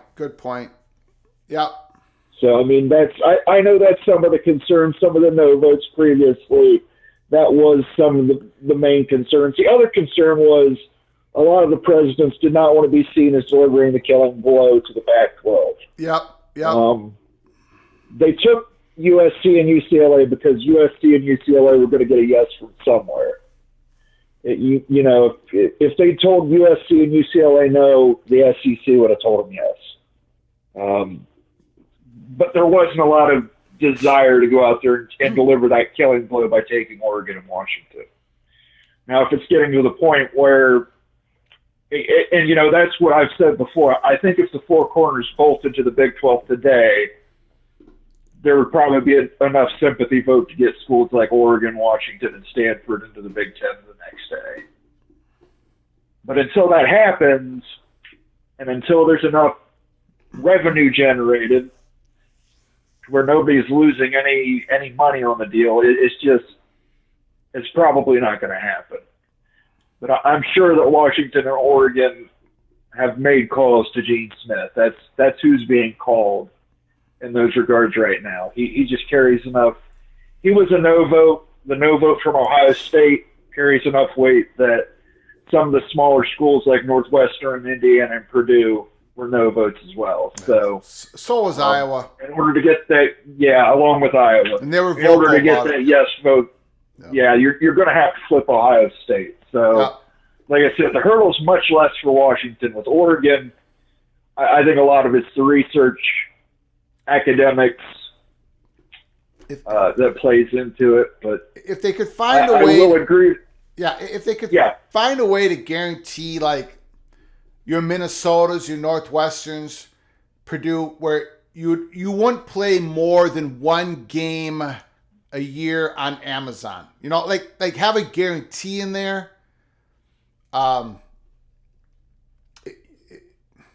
They got to get some protection because you already have to play. You know, you already have this requirements to fulfill your obligations to the Big Ten network. And some of our schools in the Big Ten play more Big Ten network games than others. And you've got your obligations to Peacock now as well. Yeah, those are 8 games. You got your obligation to Peacock. You're right. So and your obligation to Fox Sports 1. Yeah, that's not as bad. It's not as bad, but it's still an obligation. Those programs, those smaller programs, they voted no because there was a fear that's it's hard enough being one of the smaller programs in the Big Ten. It's going to be even harder when you're not being featured with Ohio State, Michigan, Wisconsin, Penn State, because that's who the media partners want every week. Yep. And this only illustrates Monavision's conversation, only illustrates the fear right now in 2023. That might change in 2028, 2030. The fear of this streaming component, where Big Ten even sort of reflects and said, geez, I don't know if the student athlete, I don't know if us being on Amazon during Saturday games, we're going to get buried. It's not going to help our recruiting, so forth and so on. The fear of on that, Amazon overbid CBS and NBC and still couldn't get in the Big Ten door. So that's the same fear that especially the top Pac-12 schools are having. Not only illustrates it, what the Big Ten went through. Well, not only that, Greg, but you remember Kevin Warren pitched that fourth window with Amazon, or a streaming partner, I should say. And that was another fear of those small programs, that they were going to be buried in that fourth window, that you were going to have Purdue and Rutgers and Indiana having to fly out and play these West Coast games on Amazon to satisfy that component that he pitched. So, like I said, if Oregon really, I know Phil Knight has donated a lot of money, but Oregon really needs to get with the legislator and get the restrictions pulled back on them having a medical school on campus, possibly getting the medical school that already exists put underneath Oregon's wing, essentially, or getting a dedicated College of Engineering opened up there to where they can hit the research expenditures that most Big Ten schools have. Yeah, but, they got to kick. I think there's less hurdles for Washington and Stanford than there is Oregon. But I think if it came in as a package with Notre Dame greasing the skids for everybody, Oregon would be in. I think that's like I say, no future Big Ten expansion without Notre Dame. That's still the key to all of it. Yeah. All right. So, all right. Well, great show, Greg. I appreciate it. You have a good one now. Thank you, sir. Appreciate it.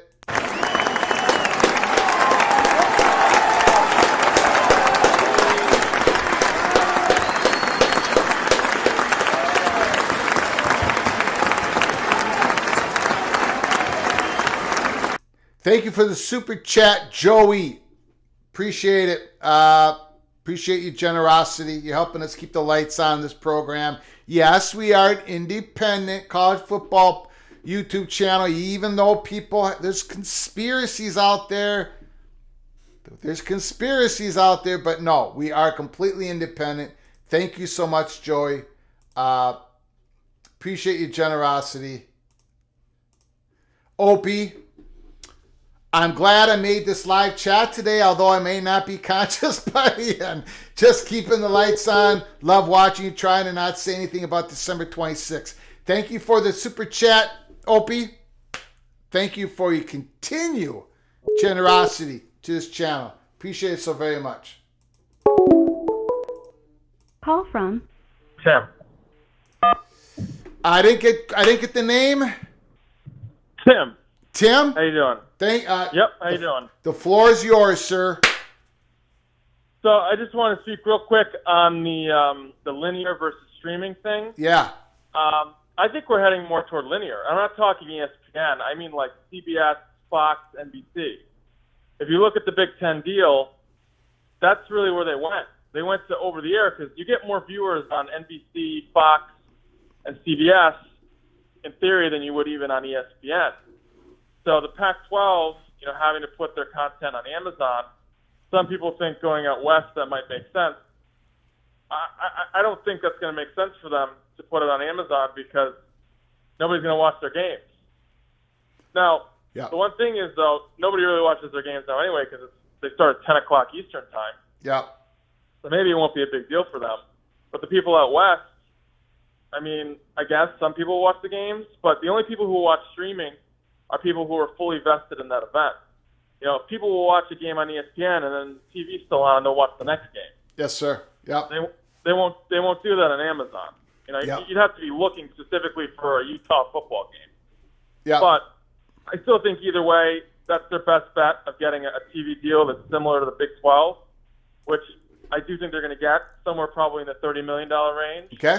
And I think they'll be, they'll add San Diego State, SMU at a reduced rate, so everyone's made whole, and they'll keep chugging along at least for the next 5 or so years. Yeah.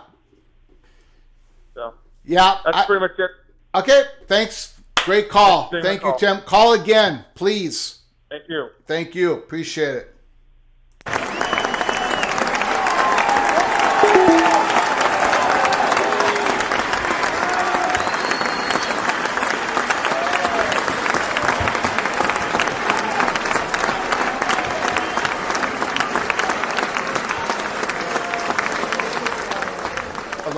A lot of talk, a lot of discussion here in the PATC community about Oregon's research. Garrett Raver, in my opinion, if Oregon went to the Big Ten, I feel like the state would increase funding, but because they're on the same level as Oregon State, then they don't want to. Some people don't want anything to do with Notre Dame. Son of Sarek, Notre Dame can pound sand and kick rocks into expansion oblivion. That's the one part I got respectfully disagree with Pete Thamel. He said the one real threat of Notre Dame leaving independence, I forgot what he even said, but there are multiple threats. There are multiple reasons why Notre Dame might have to change their independent status. We talked about it here at Peek Around the Corner. We're going to continue to talk about it. One is revenue. Will they be able to sustain that revenue needed to compete at the highest levels? We're not quite sure they're going to get that $60 million, $70 million contract. We talked about it here at Peek Around the Corner. It's difficult for a standalone product to bring value to a media company. It is in third tier, in first tier. Bundle products, bundle content, third tier content that made these conference networks, they're more valuable when they're bundled together. Same with the top tier 1 content. It's more valuable when it's bundled together. It gives depth to your slate of games every single week while your media partners are selecting the top games. Having a conference slate gives it depth. You're bundling the top tier 1 games together. A good example is 2019. The Gophers versus Penn State. They both happen to be 8-0. 8-0. Minnesota had one of those crazy years where they were one of the best teams in the country. They finished 10th in the nation in the AP poll at the end of the year. They defeated Penn State in Minnesota. They went 9-0 and they put out a huge number. And I think it was on ABC at that time. So when you have a big conference slate of games, some teams can have down years. Well, guess what? Your media partners can select these other teams. Notre Dame, if they have a down year, suddenly that year's value drops significantly. In the term of the entire contract, if you have a couple down years in a 7-year contract, suddenly your media partner isn't going to get the value it needs. It isn't going to get the ad buys it needs, even though Notre Dame is an incredible value in college football. Invaluable brand. We all know this. But when you're a standalone product, Texas, the Longhorn Network, standalone product, third tier, It sunk. It was no good. The advertisers hated it because there wasn't enough live content, not enough subscriptions. Yeah, Texas got a lot of money, but how well did they do at this? When the Longhorn Network was created until it dies here soon, how well did Texas do in athletics, in football especially? How many people actually watch the Longhorn Network? You know what? There's a good number of people that are watching the growing ACC network. Of course, they watch the SC network. They're always breaking records on the Big Ten network. Look at women's volleyball, hockey. Live content is what drives the ad buys.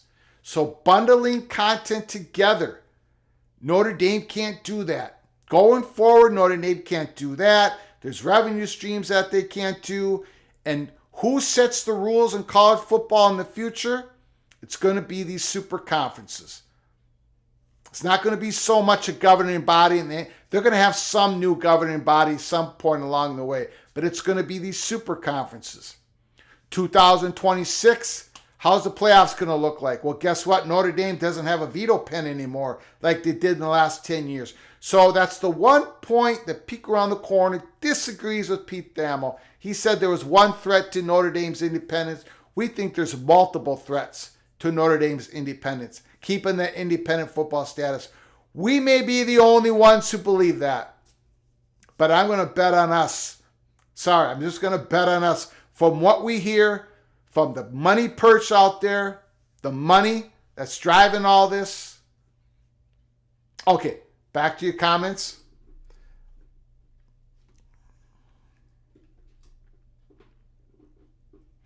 Big Ten Wrestling is legit one of the 3 revenue sports at Ohio State.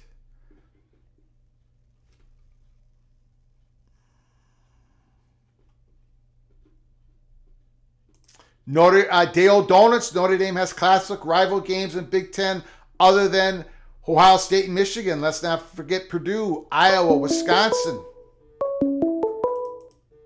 Call from Tristan 5. Tristan? Yes. The floor is yours. Thanks for calling. Thanks, Greg. Listen, I wanted to ask you a question. Yeah. This is more of a long-term, big-picture question, right? So in the near term, we're looking at PAC, and they have an existential threat, theoretically, I guess. But I think, I wanted to find if you agree with this, I think that in the long term, where we're really headed with all this, is that college football is going to end up with a P2 being the Big Ten and the SEC, and then you're going to have all of the remaining universities that don't quite reach up to that level in a conference. That'll probably be actually larger than the Big Ten or the SEC. That's how I see it going in the long term. Do you see that as a possibility? First of all, I hope that's not what happens. But what I hope is doesn't matter. But I hope that doesn't happen. The second thing is I don't think that's where we're going, where it's just 2 conferences. I really don't, because I don't think it works. Like, no, I mean, I think we're going to go to 4 conferences. Some people say 3 conferences out there. Well, let me clarify one point. Yeah. When I said that a 3rd conference, I didn't mean that they would be below the SEC and the Big Ten in terms of not having playoff access. Okay. Yes. So they'll be able to schedule out-of-conference games Okay. with the Big Ten and SEC, and they'll have playoff access. But their pay level will be a notch below. Because I think the Big Ten and the SEC are basically just going to be neck and neck with each other for the foreseeable future. Yeah. And everyone else is going to be a notch or 2 below that. Yeah. Right. But I don't think you can get away with just having 2 conferences altogether. No. There's too many antitrust issues that could come in to that scenario. So I think like the Big 12 is positioning itself to become ultimately that catch-all conference where everyone that doesn't quite make it into the Big 10 or the SEC is going to end up in the Big 12. Yeah. And that's why your Mark always talks about national conference. He has solidified the Big 12's future. He has made it so every university in that conference has solidified the front porch of those universities by what he was able to accomplish. To get that deal done in front of the Pac-12, he has solidified the conference into the future. They will most likely, they will be in the room for that 2026, however that gets decided. He's put them in the best possible situation that anyone could have dreamed of, including myself. Yeah, he's done a fantastic job, and I look forward to the new playoff format, and I'm wondering if once they get the whole the realignment squared away and everyone has finally moved to their new home, I'm wondering if they're going to go to 16 at that point. I don't know if I would prefer that or not, but it seems like a possibility. Yeah, I think I shouldn't say I love because it hasn't happened yet, but I think I'm going to love the 12-team playoffs because it has 3 tiers of incentive, right? You have the incentive to get a first-round bye, being the top 4 ranked conference champion. Then you have the incentive for 5 to finish 5 through 8 to get the home field game in the first round. And then, of course, you have the incentive 9 through 12 to squeeze into the playoffs. A 16-team playoffs, you don't have that. I do think it's probably going to go to it, though, Tim. I really do. Again, though, again, there's a lot of factors leading up to that. One of them is how big, how high does the bidding get for the 11 playoff games for 2024? The media money, how big does it get? Yeah. That's one of the factors. Yeah, that is a factor. And I think that the revenue of a 16-team playoff, because you're talking about an extra 4 games, right? So I think that the additional revenue might be too big of a carrot for the conferences to look past. Probably. Yeah. So anyway, I just wanted to float that idea out there and see if you saw it in the long term going in that direction. Yeah, I do. All right. Well, thanks a lot, and enjoy the show, and I'll be talking to you later. Thanks, Tim. Call again. Thank you so much. Great call. Excellent.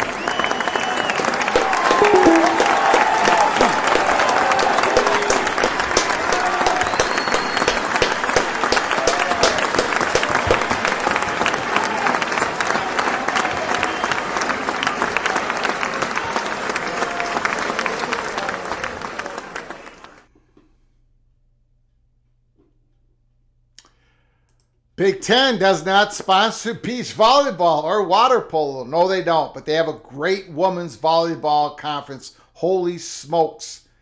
Monavision, Pete Thamel has blown up Gene Smith's phone. Do you see this is what happens. There's a certain inertia to this. Momentum. Ba-ba, ba-ba-ba, ba-ba-ba-ba-ba, ba-ba-ba-ba-ba. It gets faster, quicker, acceleration. Having said all that, I do have to sing a song tonight, don't I? After singing bop, bop, bop, bop, bop, bop, I'm going to take the phone lines off.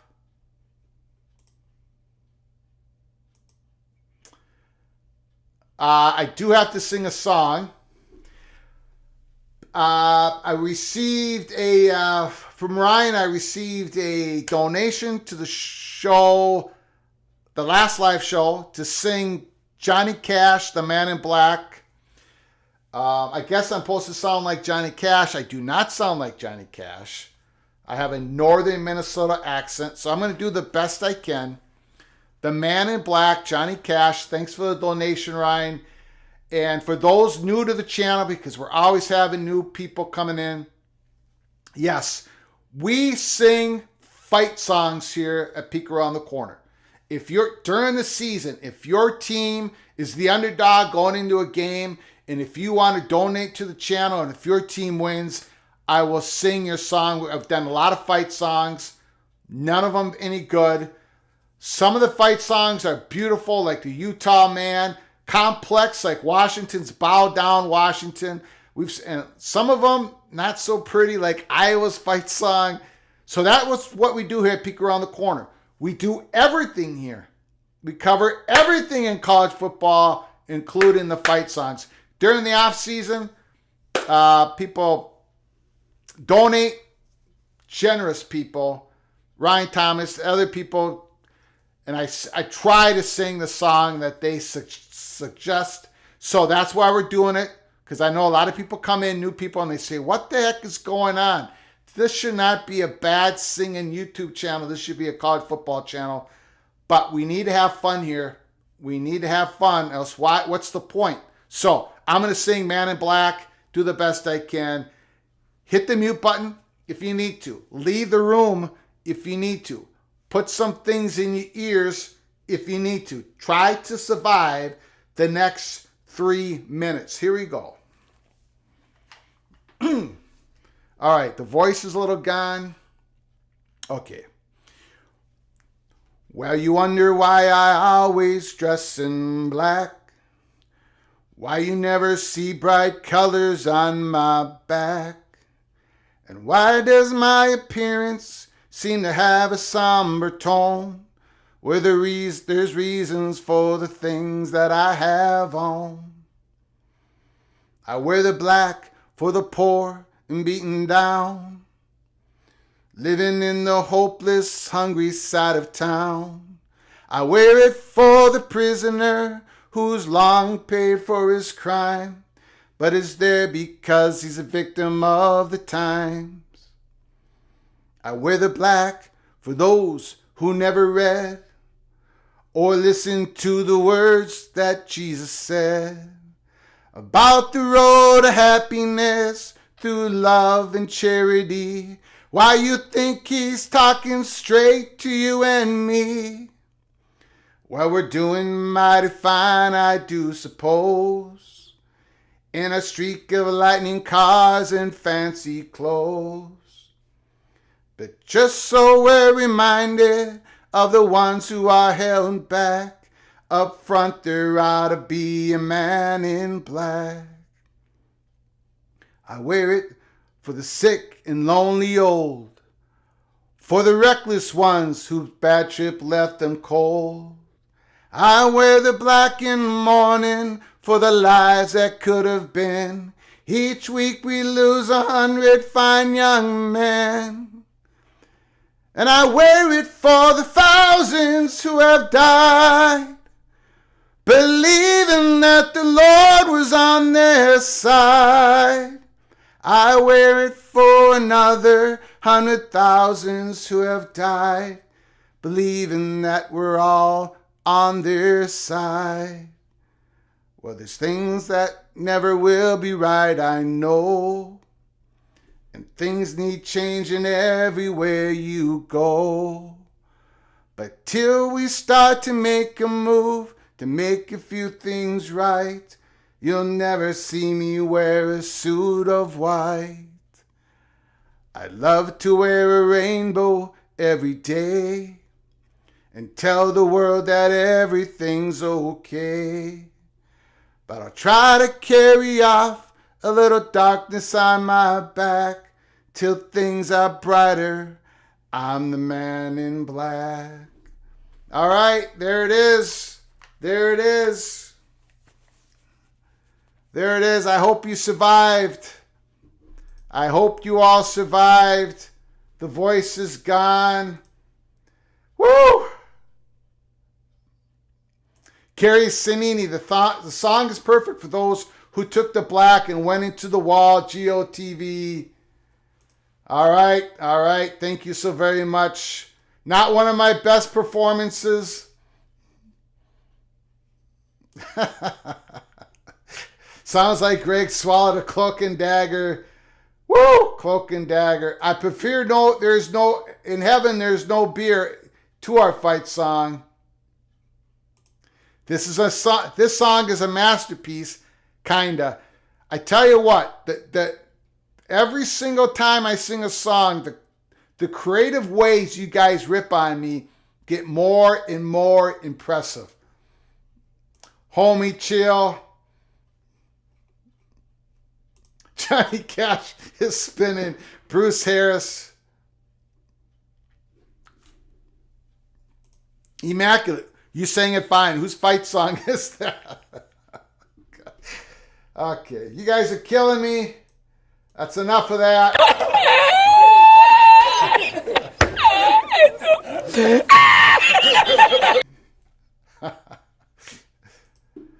Okay, back to serious business here. But thank you so much, Ryan, for your donation. I appreciate you guys getting through that. Wild Oot, is there any smoke around this ACC PAC merger, or is this garbage info? I don't know how.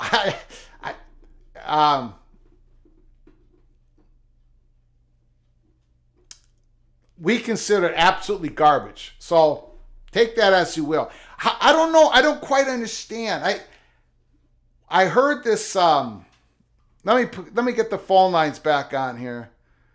I heard this.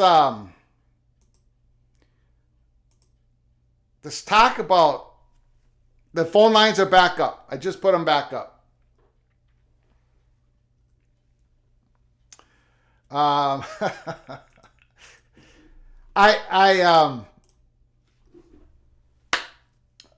heard this like merger Pac-12 and Big 12 stuff this weekend. Where's all the stuff coming from? None of that is going to happen. None of that's going to happen.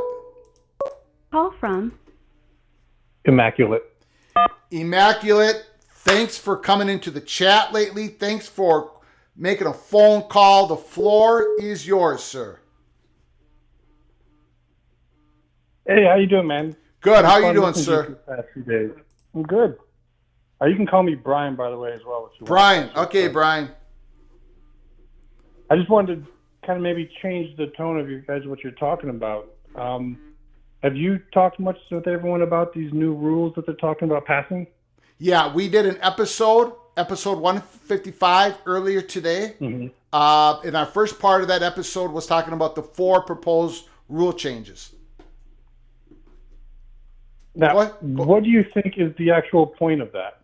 I think it's for the media companies. I think it's for these. They want these media companies, when they make a deal with college football, they want to have a window of time where they say this game's going to start now and end now. They want to make sure that they fit that in that window, the 3.5 hour window, because some of these games are blowing by 3.5 hours. I think that's the main motivation. Plus, Jim Phillips. He led that committee looking into this. He wants, player safety and all that stuff. But I think mostly it's because they want to fit it into a media window. 3.5 hours, no longer than that. 100%. Yeah. And a lot of the other stuff is the smoke screen. It's I all agree. media. It's all about shortening the game so that once they pull these Pac-12 schools eastward, those late night starting games start much later or much earlier, so that way they can actually get more people to watch them. And they wouldn't do this before, but now that the exodus is maybe about to happen, now they're bringing this up again. Last year it didn't pass. This year they're like, we might pass them if y'all move. Great points. And I'm not going to say it has nothing to do with player safety and all that. And quite frankly, I love college football. Right? And I'm okay with the game going real long and everything. There's a lot of commercials. You have to have the bands play at halftime. That's college football, right? So college football 100%. Halftimes are longer than the NFL. And I think we all don't mind that at all. But I do get sort of kind of upset when the next game is supposed to play, right, at 7 o'clock, your game, whatever, and the game before it runs into it, right? Yes. So they lose viewership, they turn in and the wrong game is on. Yes. But the one proposal in that, Tim, where we're going to have the clock keep running on incomplete passes at once they mark the ball, once the referee marks the ball. The clock starts right away. Ooh, that's a little extreme. Don't know about that. Yeah, and I really don't care too much about whether any of these pass or not. To me, it's more about they all have to do it the same thing. So really, they're just looking for ways to shorten up these games so that way they can make the networks happy, so that when they start talking about wanting to add more teams, the networks aren't going to be like, well, no. It's kind of a give and take. So this way, once they start adding more teams, they can get more money. Yep. I agree.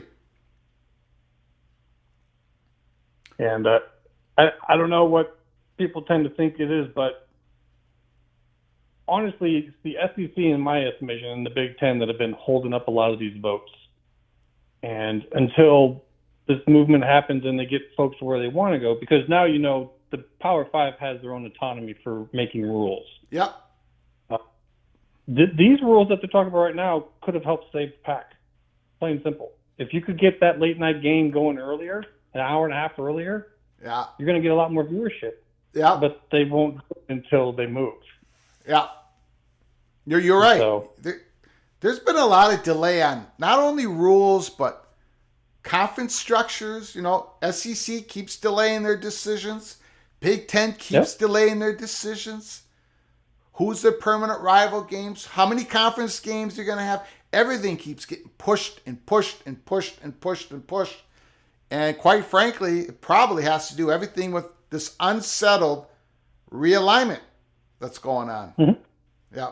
Yeah, they come up. They're not coming up with final solutions. What they're talking about doing now is just until they get the final setup, and then we'll go right back to having divisions, because they'll very easily pass their own rules to have 4 or 5 divisions in a conference. You can then take the division champs, put them in a conference postseason tournament. The last money that we got for a postseason game was $20 million, and that was BCS era pricing. Yeah. When you start to look at what they are, you're talking maybe $50 million for a championship game, $20 million for the semifinals, 10 for a quarterfinal, and now all of a sudden conferences are going to have their own postseasons that are worth over $100 million. You take that with 25 teams in there, and that's $4 million each. They can pass these rules whenever they want, but they're holding it up until they get the movement. Yeah. Because it's just Power conferences voting on this now. There's a lot of money at stake, and they're going to hold it up until these schools move, and now the networks are playing with them, and we're seeing that with the Big 12 contract. It's very much, in my opinion, the final phase. It's just going to happen very quickly. The final phase doesn't happen until the ACC phase happens. Oh, that's next. Just the same way as the Big and the Big 12 have paired up on the PAC, Big Ten and the SEC will pair up on the ACC. Yeah, something like that. Yep. Yeah.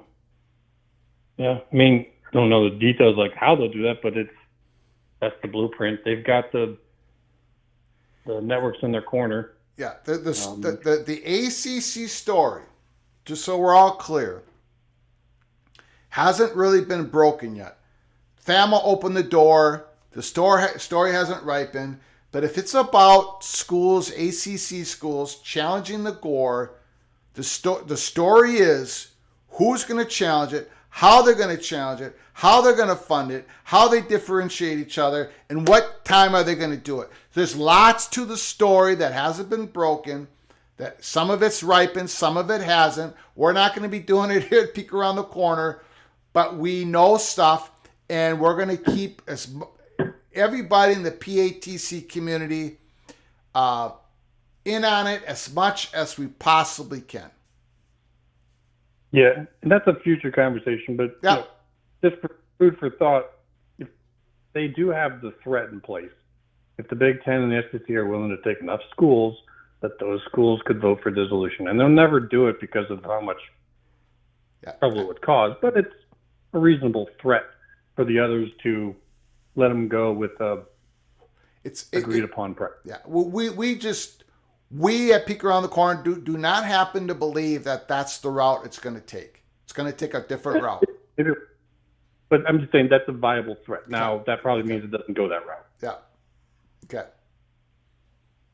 But, that's pretty much all. I thought the news on rules being talked about now was very coincidental, or not so, shall we say. Yeah. Thanks, Brian. All right, that's it. Good talking to you, man. Great phone call, sir. Call again. Outstanding. Whoops. Take care. Whoops, I got the wrong. Sorry about that. Holy smokes.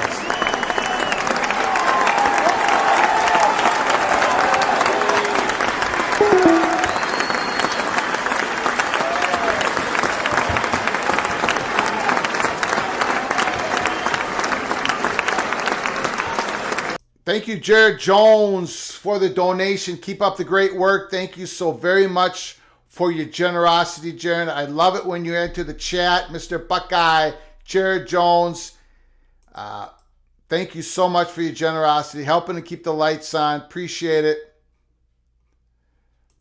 Yes, Greg. Evergreen State College fight song needs sung still. The people are waiting. Thanks, Rebecca, for your donation. You didn't have to donate again. I keep failing you. I will get that song done. Hopefully I do it better than what I just did. I got to get on that. I'm way behind. There's so much stuff going on. Genetics is claiming there could be smoke around ACC PAC merger.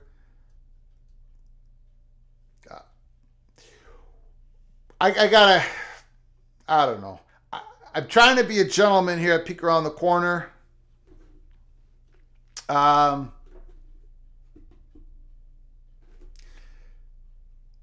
I'm going to just continue on. Bob Husley, keep Greg singing is fine. Removing my earplugs. You guys, I tell you, one of these days, one of these nights, I'm going to sing good. And then what are you going to say? You're going to be speechless. Absolutely speechless.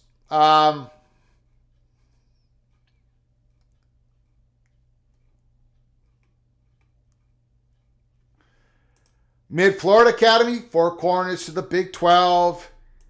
ACC. I don't know, you guys. I don't know about this ACC stuff. Lee says Barry Alvarez, right-hand man, might be Kevin Warren. Here's the thing about the ACC. Why would Oregon and Washington sign the grant of rights for the ACC to last to 2036? Why would they do that? Why? Why would they do that? It don't make any sense. If you join the ACC is not expanding. So this whole conversation, if you join the ACC, you have to sign the grant of rights. You have to be in there 2036. Why would Oregon and Washington do that? Why would they merge with the ACC? Why would they make it more difficult to win a conference champion? Why would they add travel time? They're not making any more money, and they're putting an albatross around their necks that lasts to 2036. Genetics is the guy who told everybody that the Big Ten was going to split apart in the spring. He's conveniently forgotten about that. He's the guy who went after me constantly that USC did not call the Big Ten. Big Ten is not expanding. And when the Big Ten expanded, Genetics, he said the following: well, the USC joined the Big Ten is not part of Big Ten expansion. It's still a part of the split off that the Big Ten and the SEC was going to create a super league. So I'm sorry, but the only reason why I'm saying anything about him is it's not his real name. No one knows what his real name. The guy's been banned from message boards all over the place. And people follow him on Twitter. Very smart people have daily conversations with him. Look, I don't know what to say to you, but you can agree and disagree with people. Fine, smart people can disagree with each other. But put your name on it. Put your name on it. Why would anyone listen to a person who won't put their name on it? I have no idea.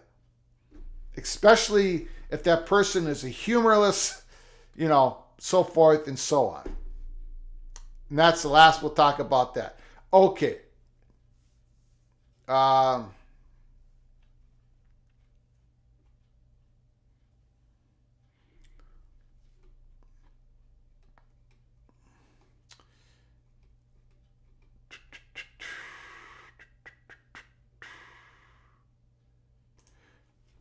Gregory Emmons. I think the Pac-12 signs a TV contract that gives more money to schools that appear on linear and based off viewership.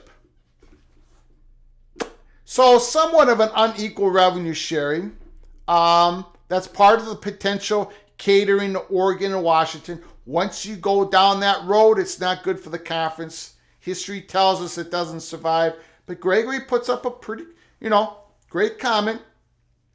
Great comment, Gregory. Thank you so much. And you got a great first name as well.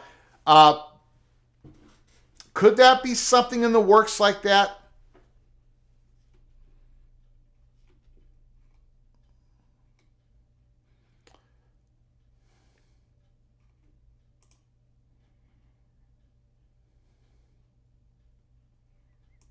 AAR, Florida State wants ACC blown up right this minute. Well, December 26th. Well, actually, the story started December 4th, then December 11th, then December 26th. We got enough information that we were going to go live. All had to do with the Florida State money perch. A gentleman, Florida State money perch, that gave us the info. We have talked about it a little bit here, a little bit there, a little bit here, a little bit there over the last few weeks, month.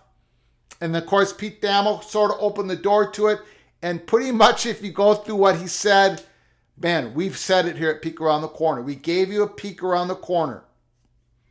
Especially that part around eventually one's going to leap in front of the line. One lawyer, one group of lawyers for one school going to go, leap in front of the line, challenge it, and others are going to follow. Not a coordinated situation. You don't think that's probably a very important part of the story right now, but you will later on. That's why I keep emphasizing it. We said that on December 26th when we couldn't go out with the story, but we gave you a couple of nuggets. Pete Thamel didn't say 4 or 5 or 8 ACC schools are going to get together. That's not how it's going to happen. If it happens. So stick with us at Peek Around the Corner. If you're new to the channel, subscribe to College Football's Peek Around the Corner. You'll get notified of the next coming shows, next live shows, because we can pop up at any time. We go with the story as we cover everything college football. Smash the like button. Share the video with your family and friends. Thank you so much for coming here tonight.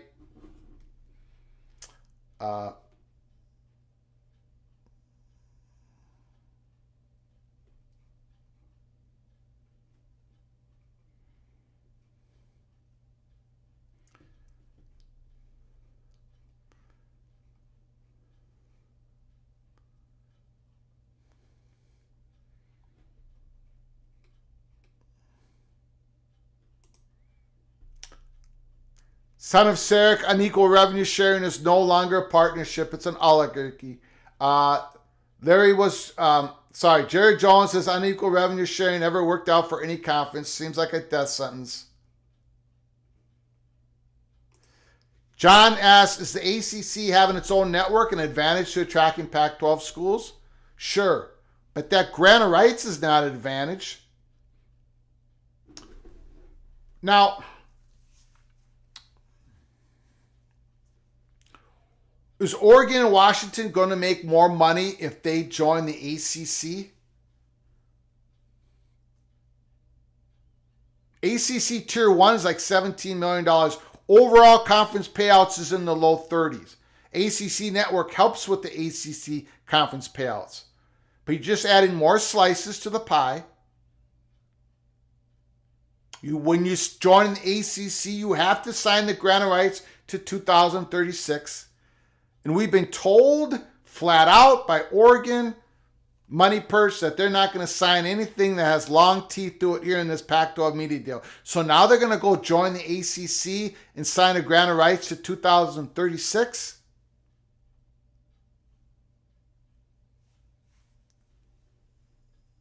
So when people, I'm just asking the questions. It doesn't make any sense.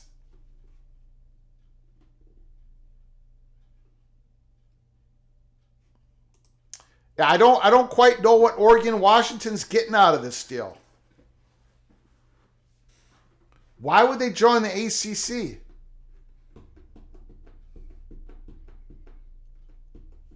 I don't. ACC can't give them, can't give their student athletes a better opportunity. Can't give them more, Oregon, Washington, the ability to have more investment. It only keeps Oregon and Washington tied to something that might be imploding anyways a few years from now. What Pete Thamel said about the ACC today surprised people. I saw it on Twitter, saw it on message boards. Wow, you mean, but for the university presidents and the athletic directors, that information should have not shocked anybody. It didn't shock anybody.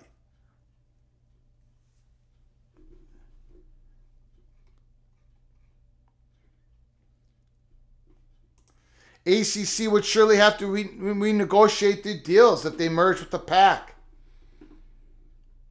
Well, why? The grant of rights is owned by the conference. Not owned by ESPN, by the conference.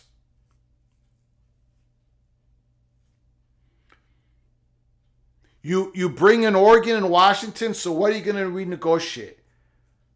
You're going to bring it down to 2030? Is that what you're going to do at 2027? Where the grant of rights was previous to when you extended it, when you built the ACC network? Then what? Then you're just going to have schools leaving.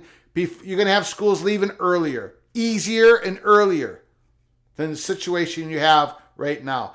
I don't, the ACC cannot reopen up their TV deal unless it's basically Notre Dame. An Oregon and Washington going to the ACC doesn't trigger a new negotiations on the Tier 1 media rights, media money. It doesn't. That's why I peek around the corner. We don't talk much about ACC expansion because we don't see how it could happen. We haven't spent hardly any time on it. When people call, we talk about it. When people comment, we talk about it. But I'd never talk about it in my monologues because there's just no way.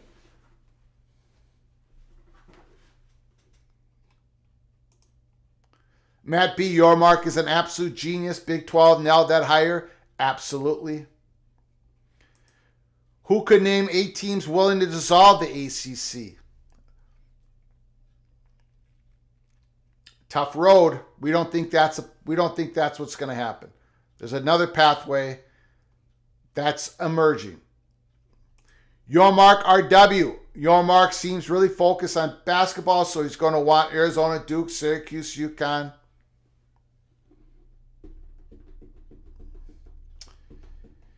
You got to remember, your mark said he wanted the Big 12 to become a national conference.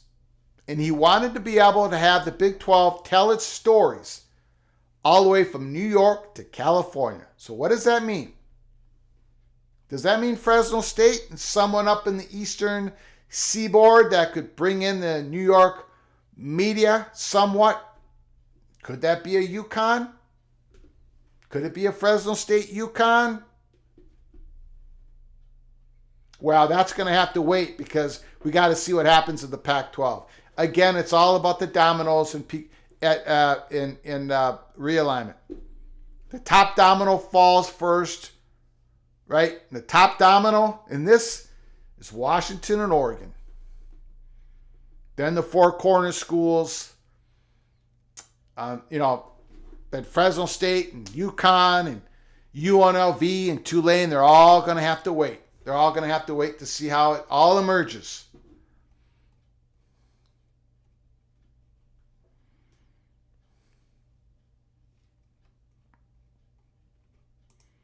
Yes, Cameron B is correct. I've had people show me screenshots of this gentleman on 3Board. A lot of it I would perceive as pretty good info. Some of it, he's gone into the role of ESPN. ESPN's not going to have any role in this, in helping anybody leave the ACC. That's not part of the story that's emerging. So some of it, we at Peek Around the Corner disagree with that gentleman on On3 board, but some of it he gets right, in our estimation.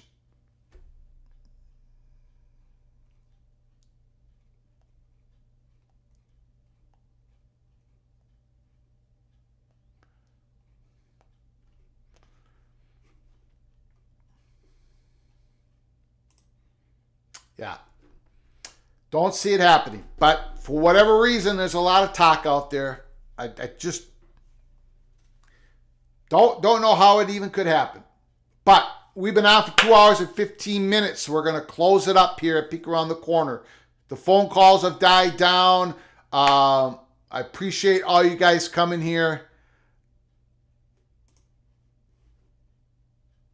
And before you leave, please smash that like button if you liked our content tonight, besides the singing. If you liked our content, smash the like button. Subscribe to our channel if you haven't done so. I am so thankful for all the donations that came in tonight.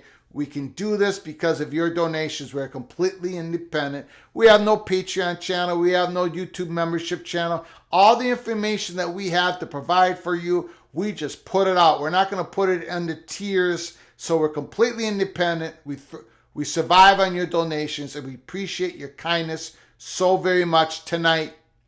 Tonight was all about the Pac-12 once again and the ACC. That story is brewing out there in the East. It's brewing. The story is starting to ripen. Stay with us here at Peek Around the Corner. We're going to be talking about that and more in the Pac-12 situation.